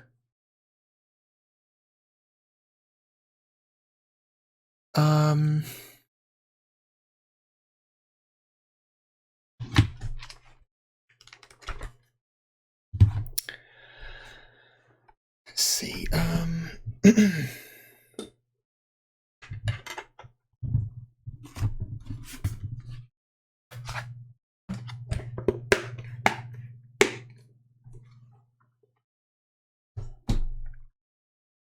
It's got decent performance. There didn't appear to be any noticeable form of slowdown.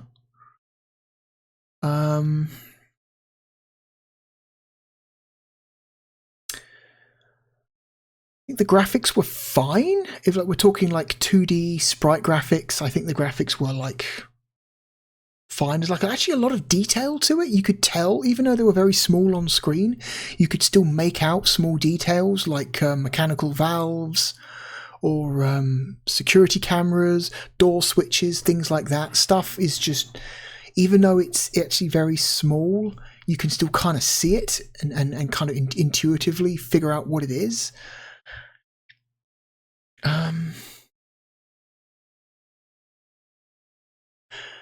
I think a game like Crusader No Remorse is far more interesting and compelling to me than Nights into Dreams will ever be. I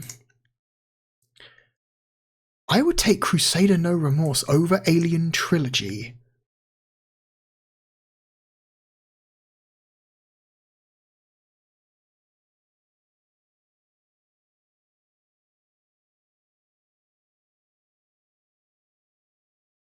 Okay, starting to get difficult now. I would think Crusader is conceptually more interesting than a KO Flying Squadron 2 or a Golden Axe The Duel.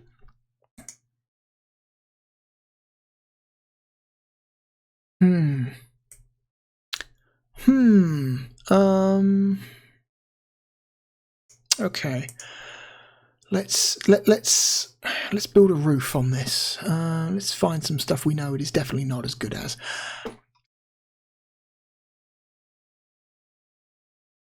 I think Story of Thor 2 is a better Sega Saturn game. I think the major drawbacks of this game, of Crusader on the Saturn, is that the controls are far too complex for a mere D-pad, 6 face buttons and 2 shoulders. This, like I said before, this is a mouse and keyboard game. You need the inputs of a keyboard to really get the most out of this game. And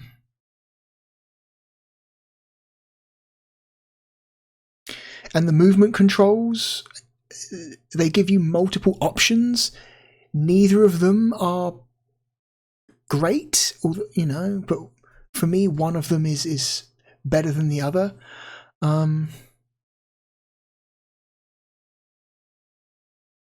I think in the context of the Sega Saturn, Fighting Vipers is a better Saturn game.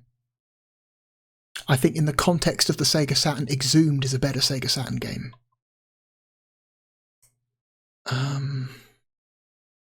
Boy.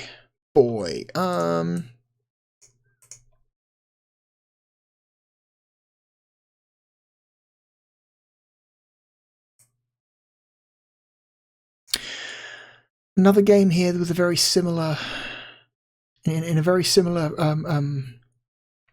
situation to Crusader. Like Command & Conquer is another game that, while the Saturn port is very solid, Command & Conquer is best played with a mouse and keyboard, and you can kind of make it work with a controller, but this is a mouse and keyboard game.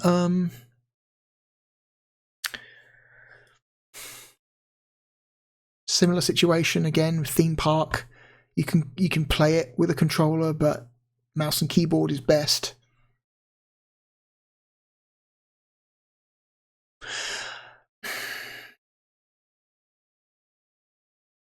I think in the context of the Sega Saturn, I think Gun Griffin is a better game.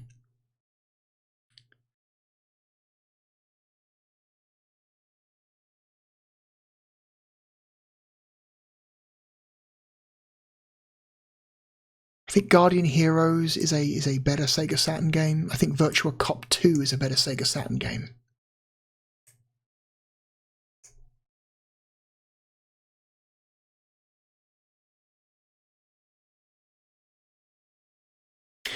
I'm going to say that Crusader, the Sega Saturn port of Crusader, is probably a better experience than the Sega Saturn port of Magic Carpet. Again, Magic Carpet, another example of a PC game with a perfectly fine, acceptable console port, but you should play this game with a mouse and keyboard. Like, this is a mouse and keyboard game. Yeah, Magic Carpet also has kind of awkward controls because of the sheer amount of stuff you have to be able to do with the simplistic controller in your hand.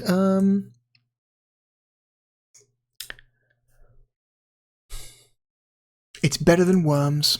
It's better than the launch Daytona USA. I think it's a better game than Die Hard Arcade.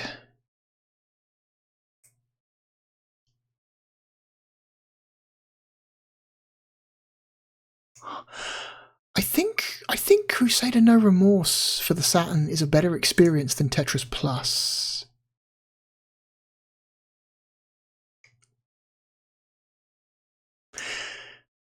Man.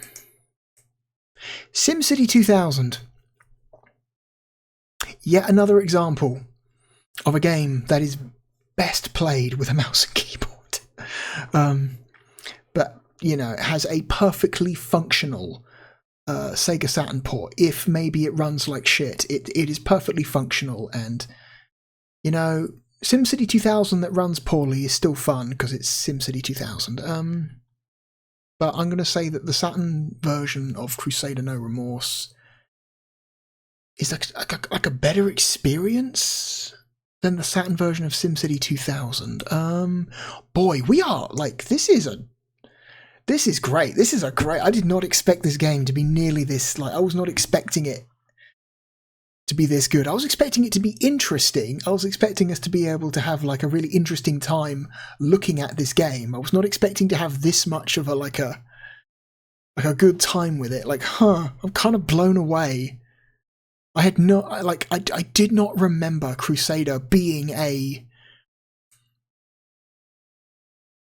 you know, like an action sim, like an isometric BioShock, you know. I was in my head, this game was more just a straight linear action game that was also isometric. I did not expect it to be a full-on BioShock.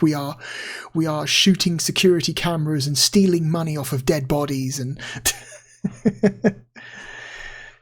taking out automated turrets and stuff like that. It's kind of rad. It's kind of amazing. I'm going to say I had a lot more fun playing Crusader than I did playing Championship Circuit Edition. It is getting very hard now, though.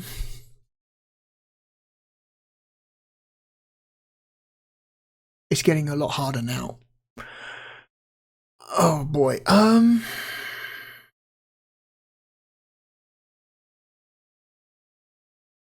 I think in the context of the Sega Saturn as a platform and the limitations of the controllers available to you, I think Parodius is probably a better experience.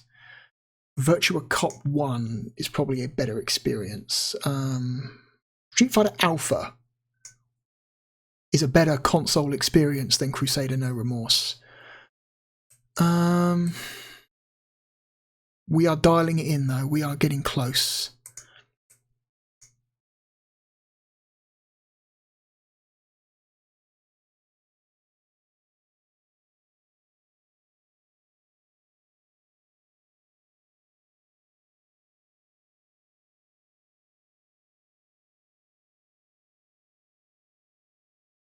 Boy.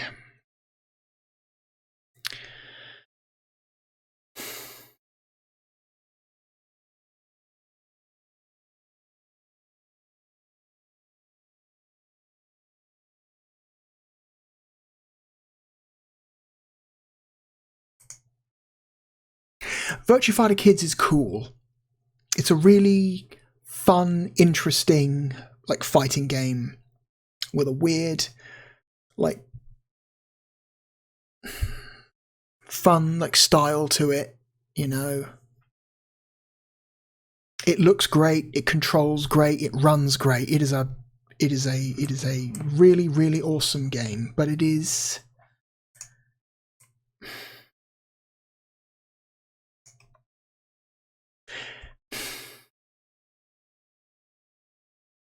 it's kind of just Virtua Fighter 2, but slightly faster and big heads.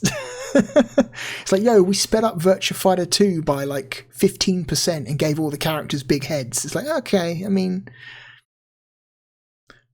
there's a certain amount of, you know, that's fun to a certain point, but at the end of the day, you kind of just sold people.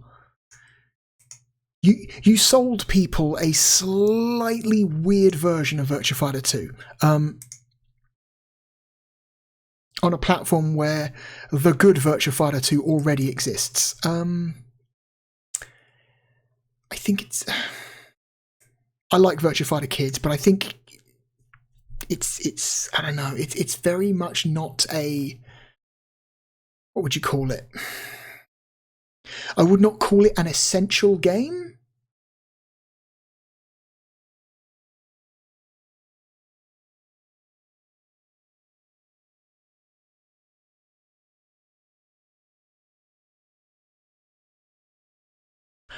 It is, I think, in the context of Virtua Fighter 2 already existing on the platform, this game is far less interesting.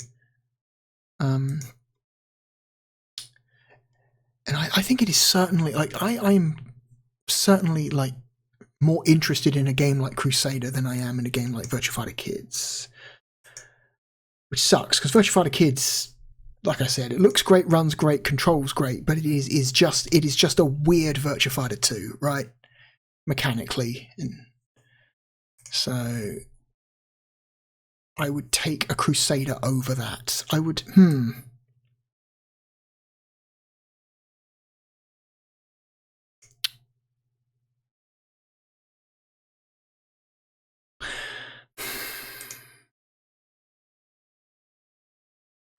okay, I don't think it's better than Soviet Strike. Soviet Strike is a game that I love. It is a ridiculous like military fantasy. I think I described it as Soviet punk in the video that we played it. It is like a ridiculous alternate universe, fall of the Soviet Union fantasy, you know. But it is a really it's so... The Saturn version is not the version you want to play. The Saturn version runs like shit. It runs like shit. But it's so cool. The story is so dumb and the characters are so dumb. But it takes itself so seriously. And it's just got so much polish. There's so much polish on this game in like an aesthetic sense, you know. All of the FMV, all of the weird audio that you can listen to, all of the little secrets you can find hidden around each level. There's so much cool shit to see and do in this game. Even if the Saturn version is maybe a little bit on the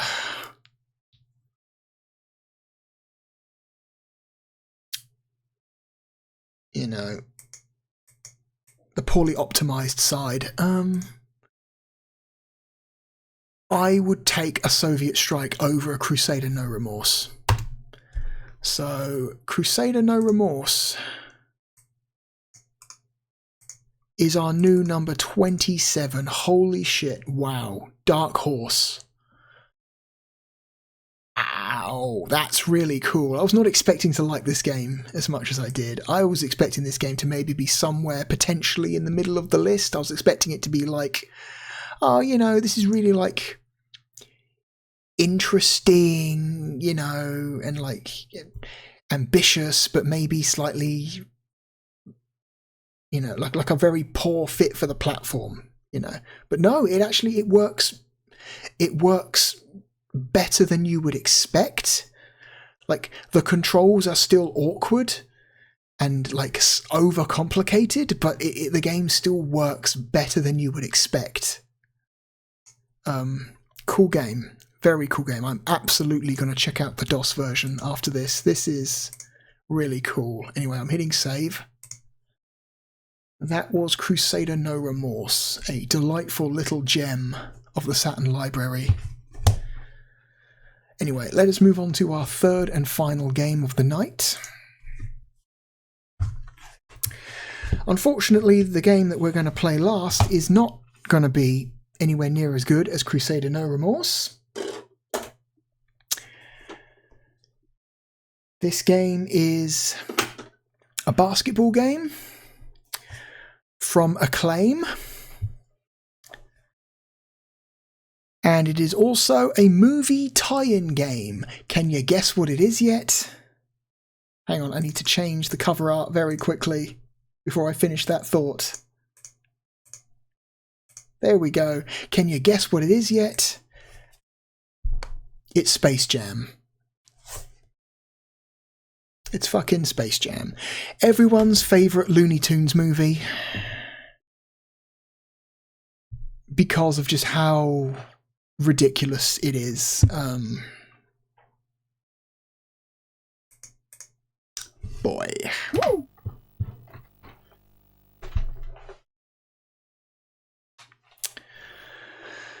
Okay, gameplay-wise, I remember this game being kind of an NBA Jam clone, NBA Jam knockoff.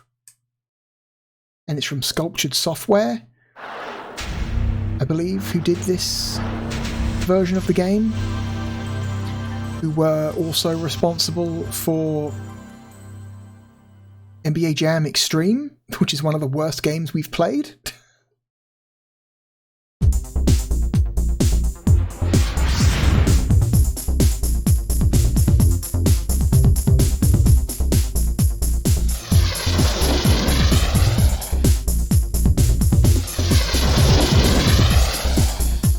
There it is. Sculptured Software. This game is weirdly loud. I'm going to turn it down a bit more.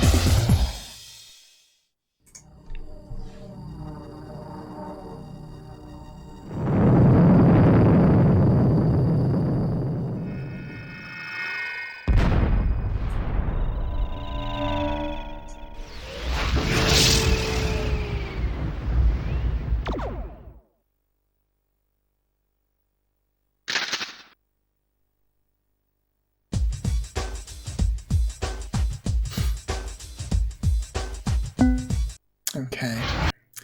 Space Jam! I remember liking this film as a small child.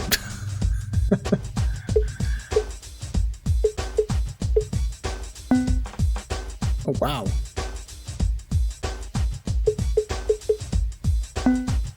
That's kind of cool. I mean, that's neat. That's a neat touch, you know. You select an option on the menu and then a big animated finger comes out the bottom of the screen and pushes the button. Like, that's legitimately kind of neat. Got 2 on 2, 3 on 3. So you got 2 on 2 or 3 on 3. So you can like go like full on NBA Jam or a couple of extra players. 1 minute per quarter? Let's go 2 minutes per quarter. Goaltending on, off. Off. Difficulty easy, medium, hard. Okay, let's leave it on easy.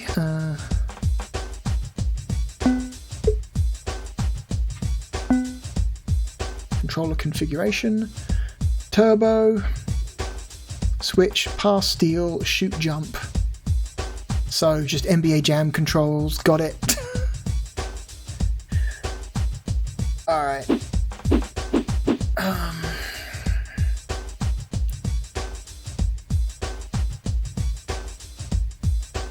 Shoot, jump, pass, steal, switch.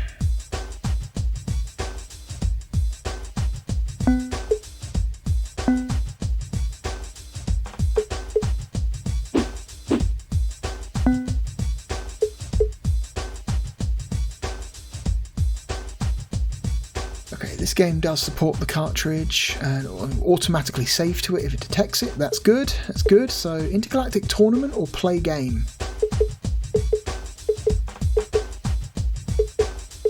What's the difference here? Select play game. Toon Squad or the Monstars?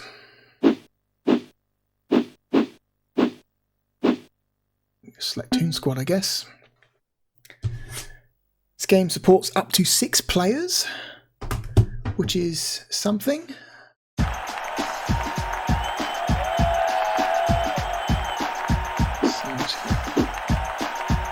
Speed, shooting, rebounds. Oh, his stats are just worse in every way.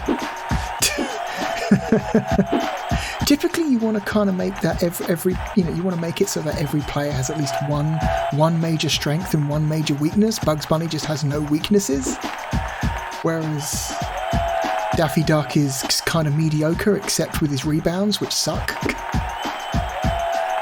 Elmer Fudd is just completely mediocre. Foghorn Leghorn is at least really good on the rebounds, even if he is slow. The other rabbit is extremely good at speed and shooting, but it's terrible rebounds. I forget her name. Lola Bunny. And of course Michael Jordan is just good at everything. Because he's Michael fucking Jordan. Pepe Le Pew, it's the same stats as Daffy Duck.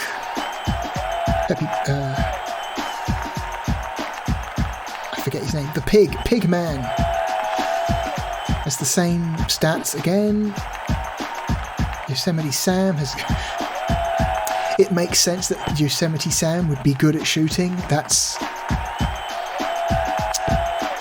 a good knowing touch there. Yeah, let's make his shooting stat really good because he's the character that shoots.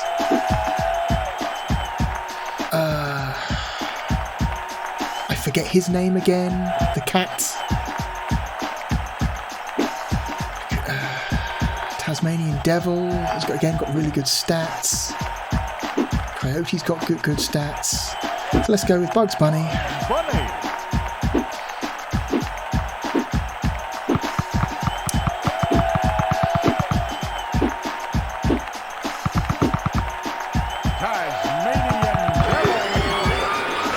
Is this game really loud? This game seems like it's really loud, even though I've turned down the volume. And of course, it's Space Jam. You've got to have Michael Jordan. Michael Jordan!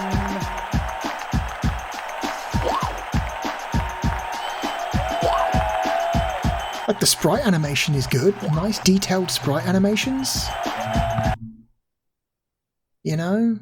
Like, they clearly spent a lot of time on the sprite work. Daffy's cracked caper. What? Get a hold of Mike's uniform. Stay away from Nerdluck. What? What is this?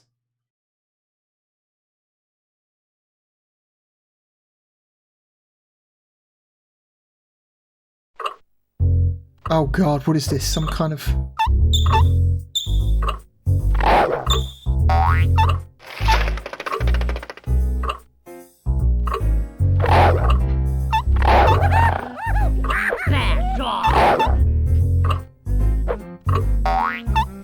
What am I doing?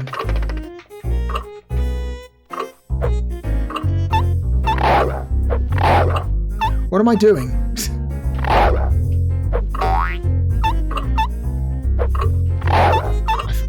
What am I even doing?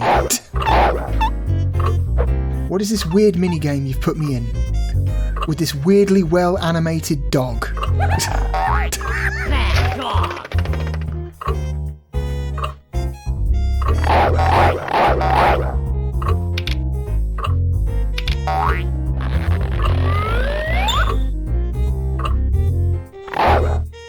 I think there's a shoe behind the sofa.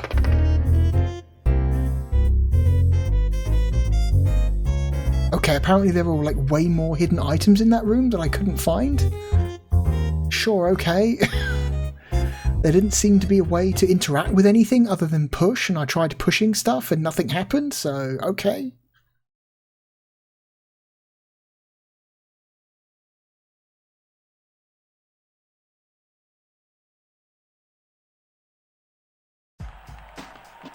Good evening, everybody in Toonland. Oh god, that's loud. Holy shit. Why is this game so loud? And as well as Moron Mountain.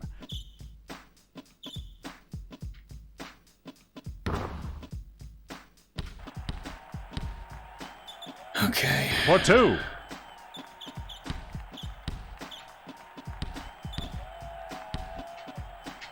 He shoots.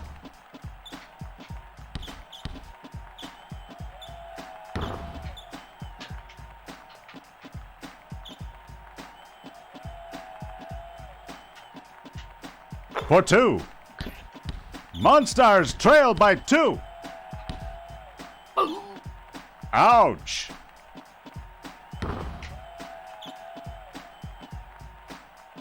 For 2.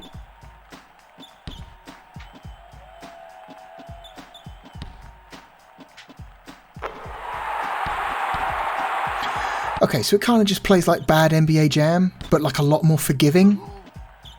That hurts. Like a lot more forgiving. 1 minute remaining. Drains it. He shoots. Monstars trail by 4. Put that shot in reverse. Brick ahoy. Rejected. That hurts. I can't see what I'm fucking doing. Tunes by 1. 30 seconds to go. Monstars trail by 3. For 2. Ugh. Monstars trail by 1.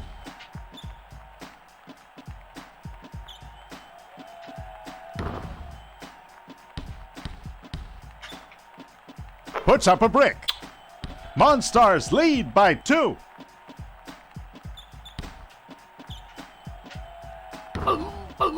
Take a seat. For 2.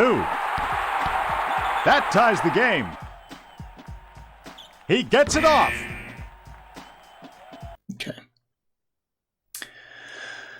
Alright, yeah, I still hate basketball games. Hey, Huey, And I how about that quarter we just witnessed? Yeah, boy. It looks like Okay. any one of these power-ups would help the Looney Tunes strive for victory.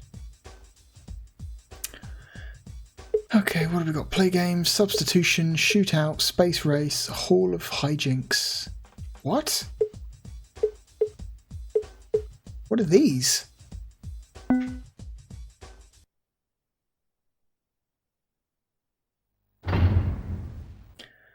Okay, Speedy Gonzalez. Let's go, amigo. Stop that monster in his tracks by using your laser blast shots and speed boost arrows. Win the race and be as fast as me on the court. Okay.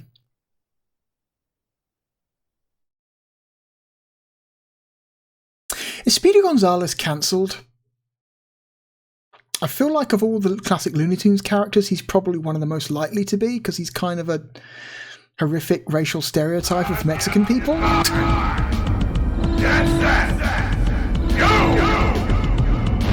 Oh god. Oh god, this is terrible.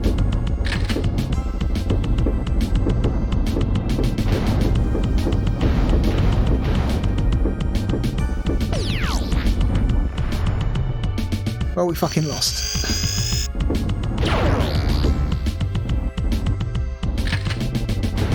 It's like bad micro machines.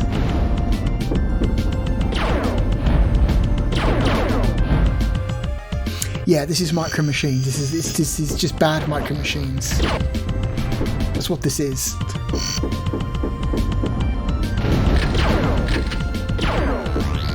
It's the micro machines mechanic of if you let your opponent get too far ahead of you, you just lose.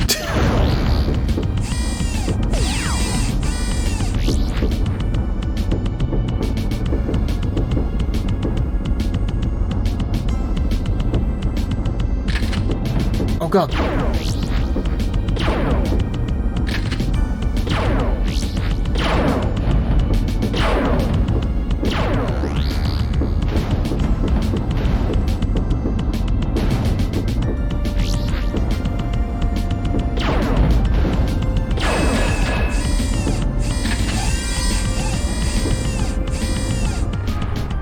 Just gonna cheat by going off the side of the track.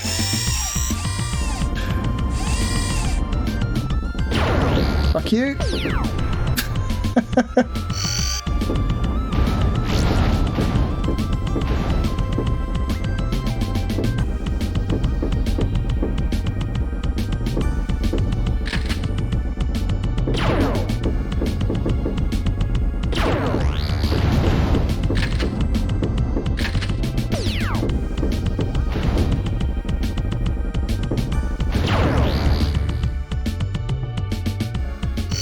build meter on the right by forcing him off the edge of the screen.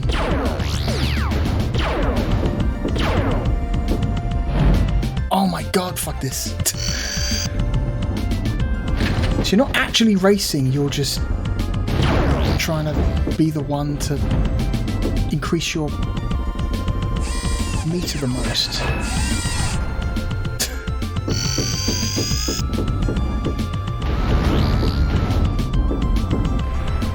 Yeah, fuck him.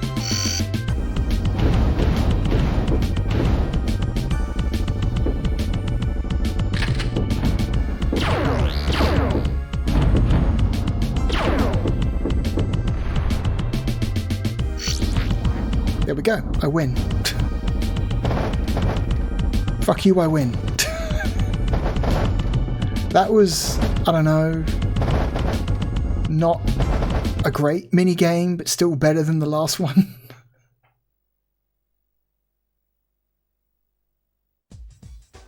And here are the results from tonight's space race. Substitution? No? Alright, let's keep playing.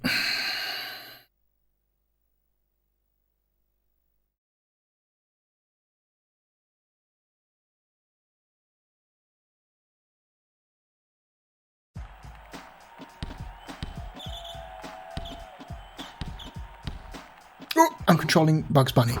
That's one of the big problems I have with these games. I always lose track of who I'm controlling when I haven't got the ball. Ouch!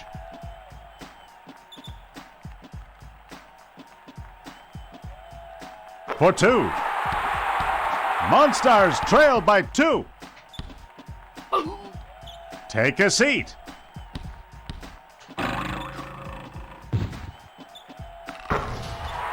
Rock Okay, it's like a fun animation. Shit.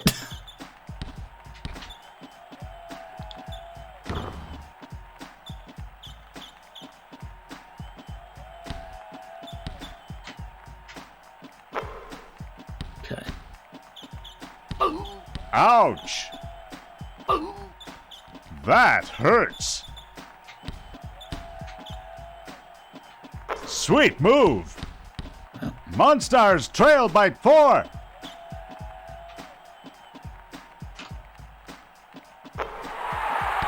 Monsters Yeah, this game's a trail lot by easier than 6. NBA Jam. 1 minute remaining. Ugh. Monsters trail by 4. He shoots. Monsters trail by 6. Ugh.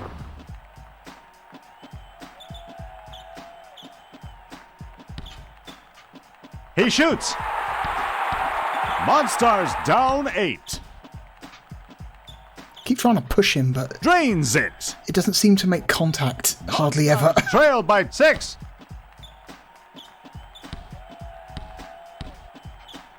"30 seconds to go. Take a seat. For 2.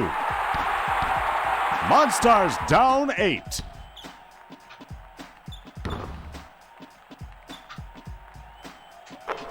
Nothing but net. Monsters trail by 6. For 2.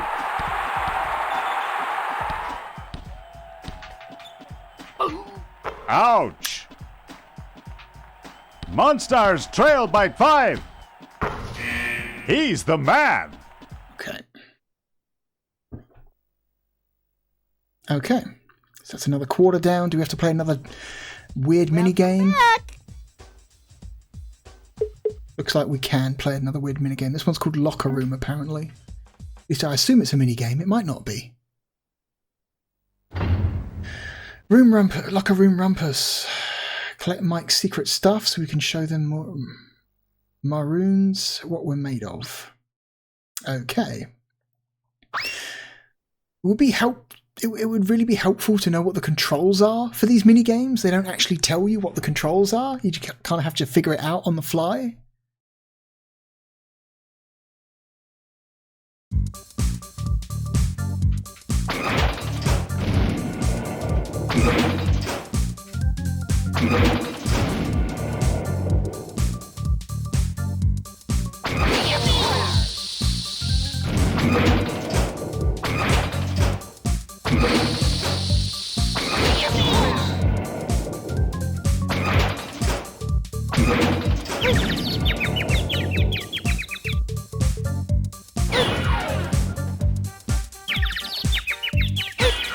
Oh my god.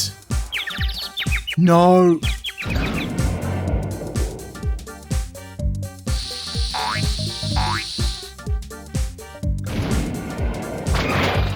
Oh. Monster. That's a good reference. Oh my god.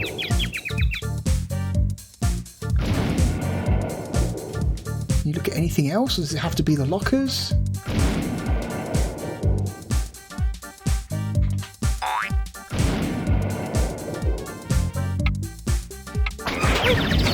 It's really fucking annoying.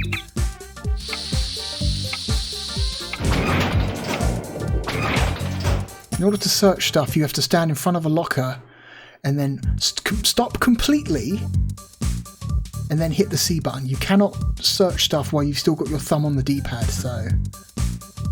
Okay, we found about half the water bottles. I felt like I searched almost all of the lockers there. I can't think of where the rest of those water bottles could have been hiding, but okay.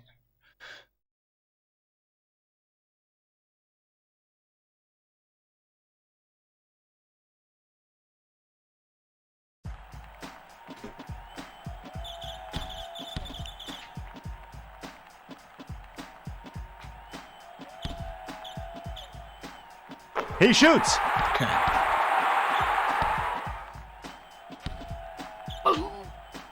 That hurts.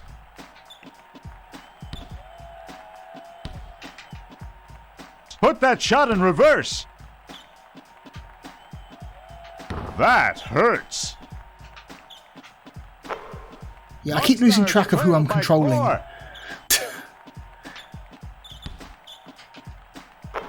Drains it. Which is always a problem with these kind of games for me. Sit down. Take a seat.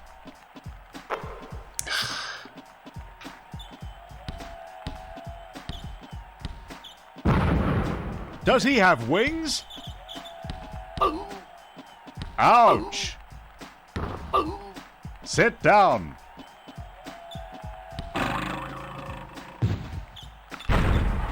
I do like the little custom animations for the characters. That's pretty good. Take a seat. 1 minute remaining.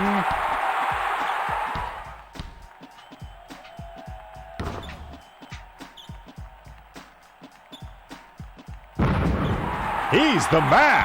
Okay. Okay. Monstars trail by 9. Rocks the house. Ouch.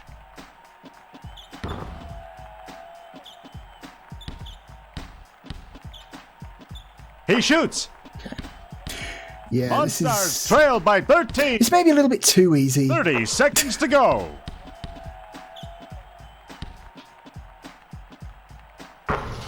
Goes airborne.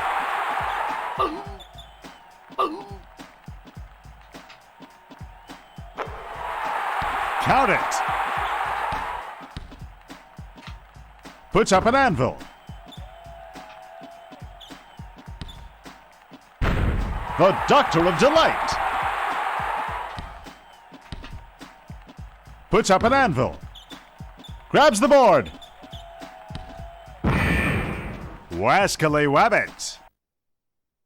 Okay. So yeah, we are dominating in a way that I'm not expecting to. Yeah, this is a much. Just witnessed. Yeah, boy. It looks like any one of these power-ups would help the Looney Tunes strive for victory. It's a much easier game than NBA Jam. Also, if it's maybe even like a little bit less precise mechanically. I don't know. You've got Hall of Hijinks or Shootout. Let's try Shootout.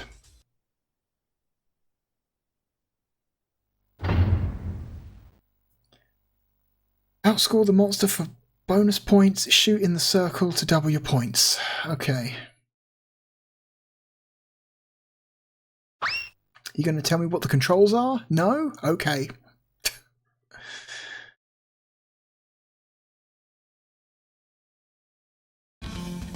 Oh, it's one of these. Bang for 10. Bonus. Bang for 10. Sam Bonus. for 5. Bang for 10. Sam for 5. Bonus. Sam for 5. Bang for 20. Sam for 5.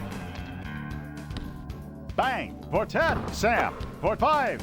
Bang for 5. Sam for 5. Bonus. Bonus. Bang for 10. Bonus. Bang for 10. Bonus. Bonus. Bonus. Bonus. Bonus. Bonus. Bang for 5. Bonus. Bonus. Okay. Alright.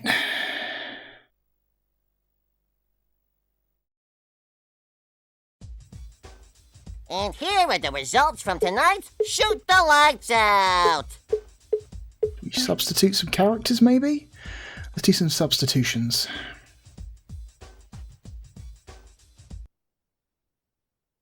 Okay, let's go with... Okay, let's swap out Bugs for Lola.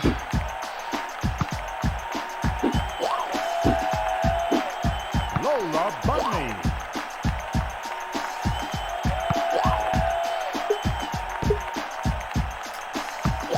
Let's swap out Taz for...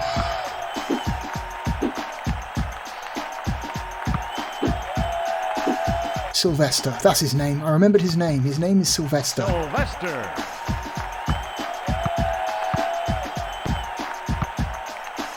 And let's keep... Like some really good sprite animations. I'm actually surprised. Like, okay, there's like a weird amount of like high quality sprite animation in this game. Like, alright, I'm actually like relatively surprised. And let's swap out Michael for Wile E. Coyote. Why not?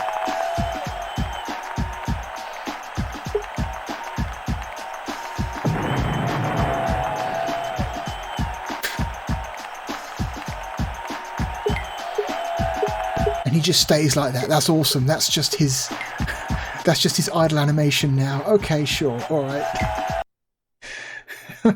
Okay, alright, game. Okay.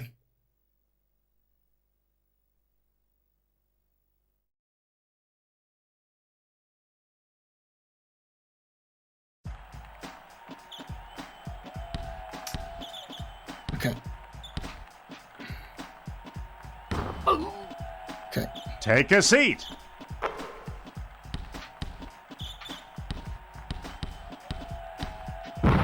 Goes airborne.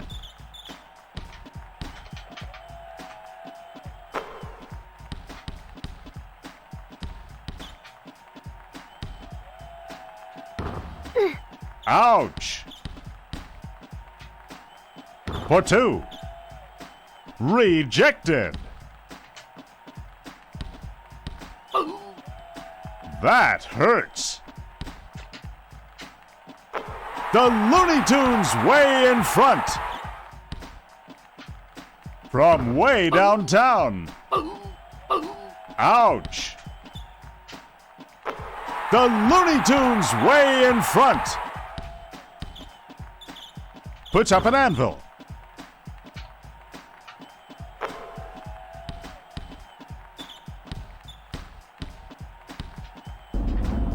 Thank you, Oh, that's Mr. cute. Acme. Oh, that's cute. Look at that. 1 minute remaining. That's so silly. He shoots. Oh, The Looney Tunes. this way game has in front. charm. It's not... a great game, but it has That charm. hurts. Sit down. He's the man.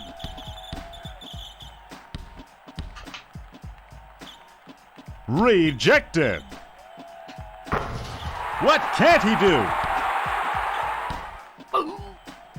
Take a seat. 30 seconds to go.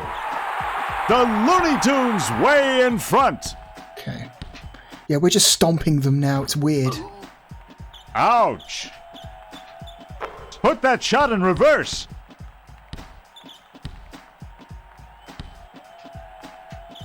For 2.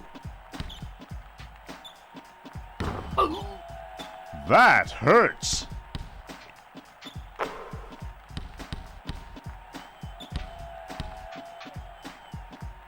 Ouch. Rejected. Okay.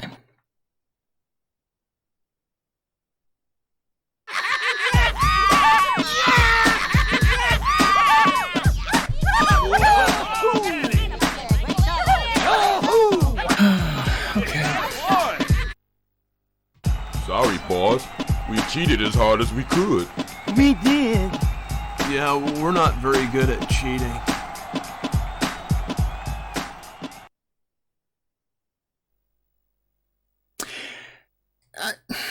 I'm not going to call this a Well, good Yubi, game, but I'll looks call like it both of weirdly these teams playable. should be commended on that competitive play tonight. Yeah, but every athlete was giving it their all tonight. Here are the final stats from tonight's contest.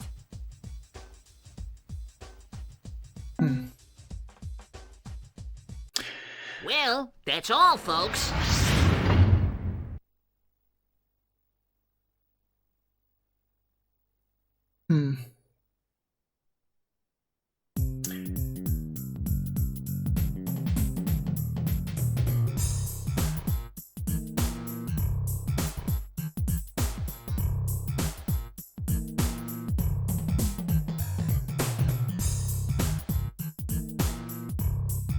Here's some credits for those who care. Here's some fun credits. There's like a weird amount of effort has gone into this game, which is surprising to me because it's an Acclaim game, and it's an Acclaim game worked on by Sculptured Software, which if you were to put the words weird amount of effort into a description of a game, I would not expect that game to be made by Acclaim or Sculptured Software. And the fact that it's a fucking Space Jam game as well is shocking. This game's not amazing, but it's way better than it has any right to be. You know, it plays like a cheap knockoff of NBA Jam, but at least, you know, a cheap knockoff of NBA Jam that doesn't have any of the bullshit rubber banding that NBA Jam has. And NBA Jam's got some bullshit rubber banding, holy shit. This is, again, surprisingly, better than I was expecting. I'm most impressed by the sprite animation. The sprite animation is, very detailed and very elaborate. It's kind of incredible, and I can't seem to skip this. This is unskippable. What? Why did you make your FMV intro unskippable? Why did you do this, Sculptured Software? I'm hitting all the buttons. Okay, there we go. What intergalactic tournament? Welcome to the Intergalactic Tournament. I'm not going to play another game. I just want to see what the options are.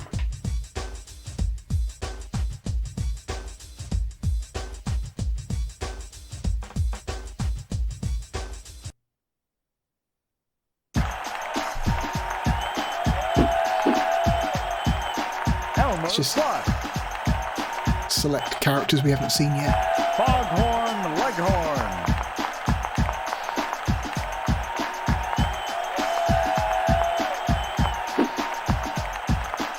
Pepe Le Pew.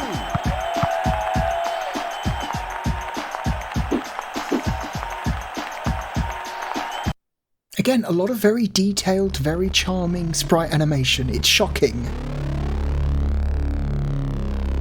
Welcome to the Ultimate Challenge and Tournament Play. Win 5 games and gain the prize. It's do or die. Win 5. You have to play 5 games.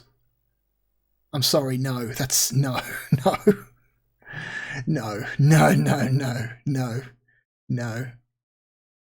I think I'm good with just the one, thanks. Good evening, everybody in Toonland, as well as Moron Mountain. Okay, how about that's it? How about we stop playing? But before we rank, do you want to know a cool little Easter egg? If we close the disk drive but don't start the game, fun little Easter egg, all of the audio for the in-game commentary is stored on the disc as Red Book audio. So like a CD audio track. 1 minute remaining. 1 minute remaining. 2 minutes remaining. 2 minutes remaining. 30 seconds to go. 30 seconds to go. Yep, it's all just stored on the disc as a Red Book audio track. Against. Goes airborne. Goes airborne. Air it up. Air it up. As awkward as he wants to be. As dunk. Lola Bunny. Lola. Monsters trail by multiple. Monsters trail by 22. Monsters trail by 23. Monsters trail by 24. Monsters trail by 25. Yeah, all of the in-game commentary is stored on the disc as Red Book audio. It's very funny. You can just listen to all of it. Years ago I put all of the audio from this game's commentary into a single video years ago that I put up as like a joke. Some people found it funny, some people didn't and downvoted it anyway. But I will link to that video in the description. It's got to be over a decade old by now, but I did that. It's one of the few things I do remember about this game was all of the commentary being stored as a regular CD track, which I think is always a nice like unintentional Easter egg. Anyway, so that's Space Jam. Another weirdly, surprisingly, I'm not going to say good, but I'm going to say surprisingly okay, playable basketball game.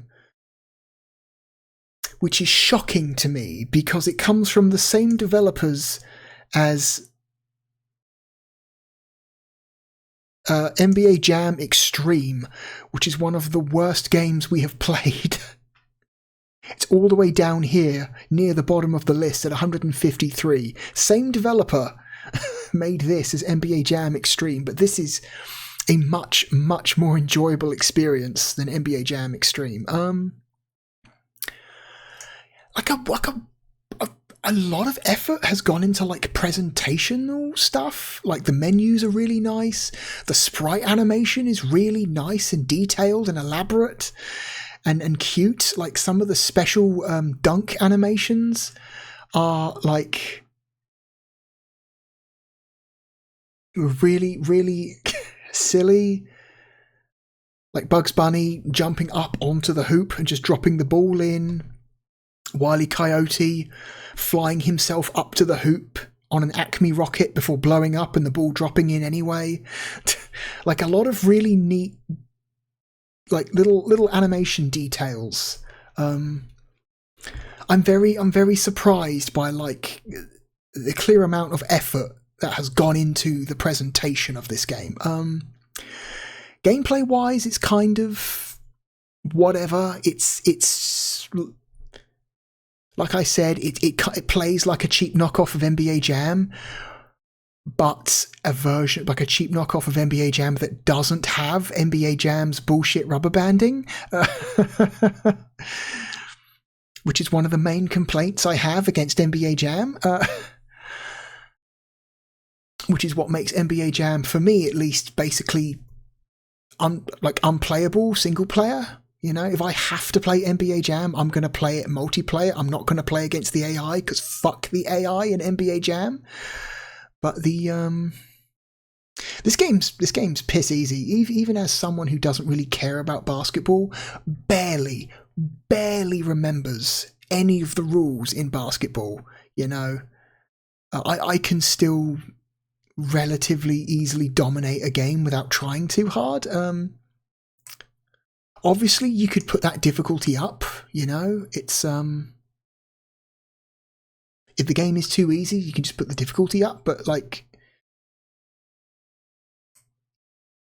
I don't know, it's just pleasant. It's not,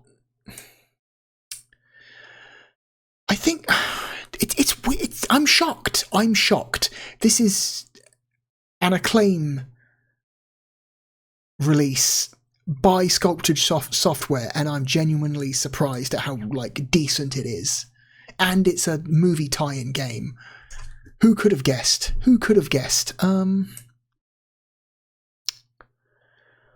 Boy, well, put it this way, it's a lot better than NBA Jam Extreme. I would rather play Space Jam than Primal Rage. It's better than Casper. It's better than Die Hard Trilogy. It's better than Tunnel B1. I'd rather play Space Jam than Slam and Jam 96. I would rather play Space Jam than PGA Tour 97. It's a better game than Blackfire.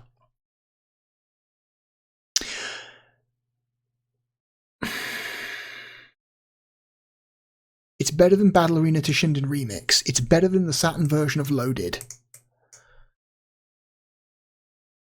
Me, personally, as someone who does not give a shit about basketball, I would take Space Jam over NBA Jam Tournament Edition any day. Now,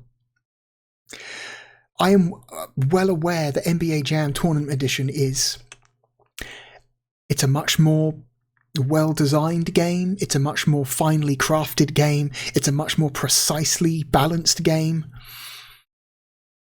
It has like much sharper controls, much more responsive controls. I understand it is as a competitive experience for people who care about the sport of basketball.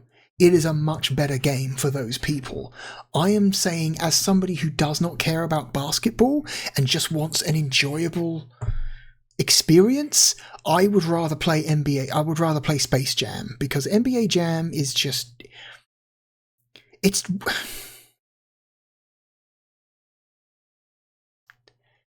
too fucking sweaty, man. I don't care enough about basketball to want to put any effort in, so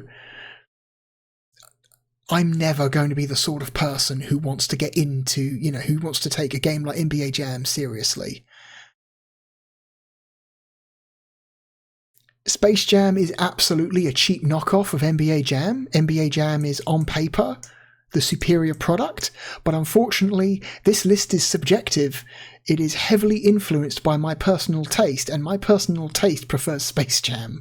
I'm going to say Space Jam, for me, is a much more enjoyable experience than NBA Jam Tournament Edition.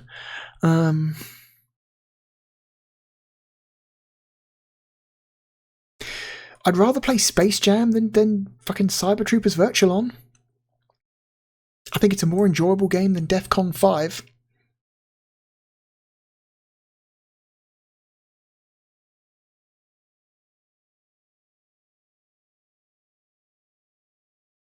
Okay, but now we're actually starting to... Okay, we're starting to hit resistance now.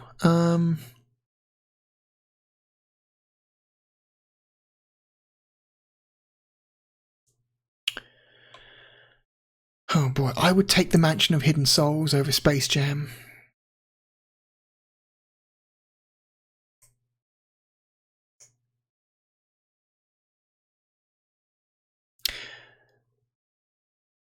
I would take Virtual Open Tennis over Space Jam.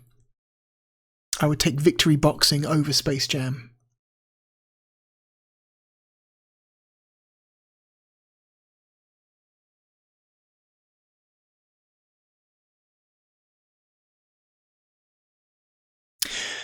I think Space Jam is a more enjoyable experience than Blam Machine Head. I think Space Jam is a more enjoyable experience than Siberia.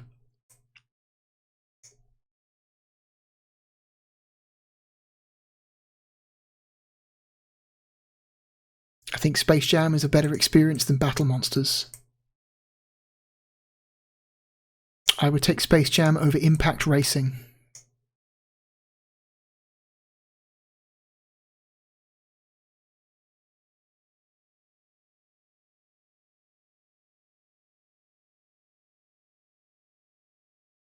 Okay, now it's getting hard. I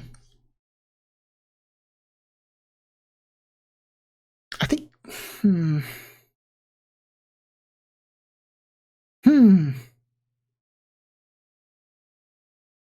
I think Space Jam is a better playing game than Titan Wars, even if it is slightly less charming, because Titan Wars has got all of that prime FMV.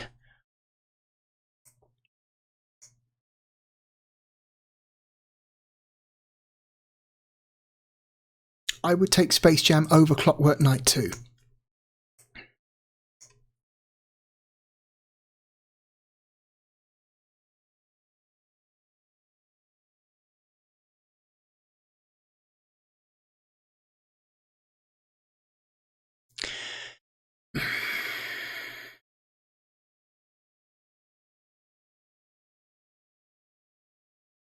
Remind me what Tilt was. What is Tilt?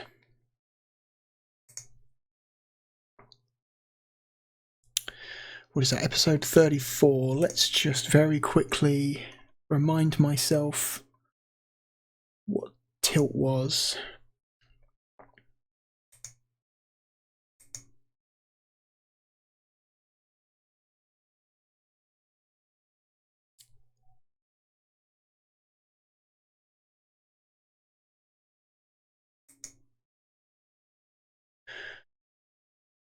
Oh, Tilt's the Tilt's that pinball game with all the weird little FMV animations when you hit certain parts of the pinball table.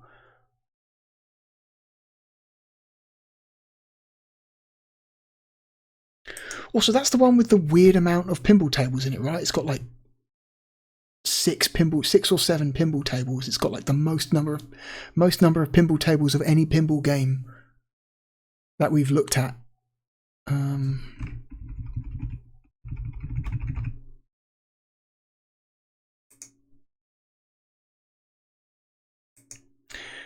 Yeah, Tilt seems...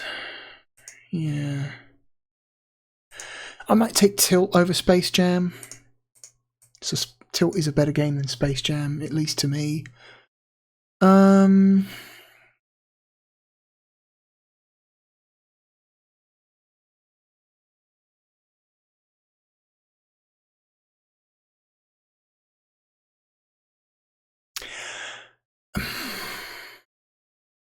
Okay, I think I know where I'm going to put it.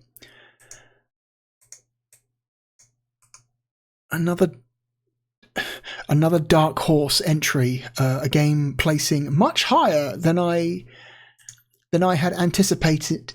It placing. Space Jam is going to go right in between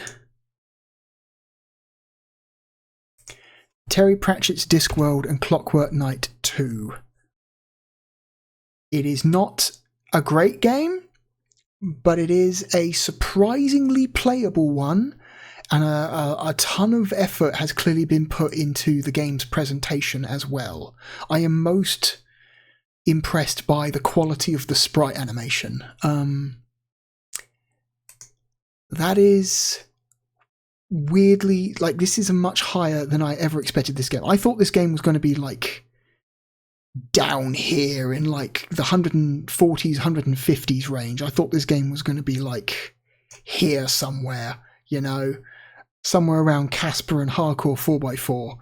But no, it is a lot higher than that. It is almost, but not quite breaking into the top 100.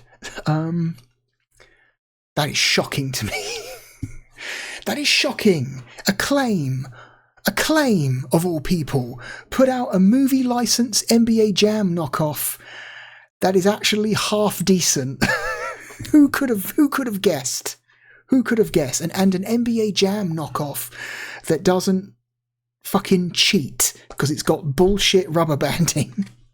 Because it doesn't have the bullshit rubber banding, I should say. What? What is happening? What is happening? Oh my god. Wow, okay. So we've had 2 surprises and one game that was pretty much what I expected. Awesome. What a weird and interesting video this has been. For me, at least. I can't say the same for you because I don't know you. I don't really know what you think of this video. You might think I'm a complete idiot and a moron and some kind of sick fuck for how I've positioned these games today, but I don't know. I think I've been quite fair. Anyway, that is it. This week we have now ranked a total of 165 games. Next week we have some interesting stuff. Next week we have...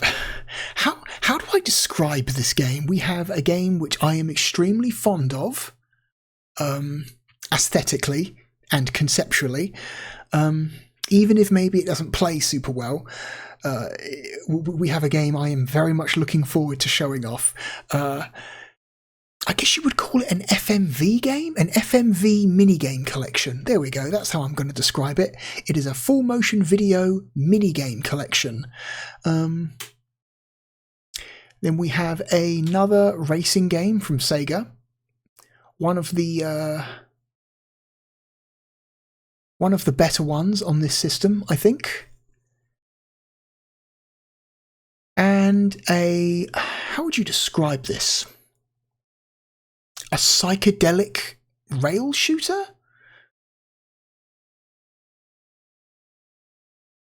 Yeah, off the cuff, that's actually not a bad way of describing this game. Yeah. Next week, all 3 games are, I think, are going to be, at the very least, quite interesting. I hope you will join me when I rank them. Anyway, that's all from me. Thank you for watching. My name is The Real Blue Dragon, and hopefully I shall see you again next time. Goodbye.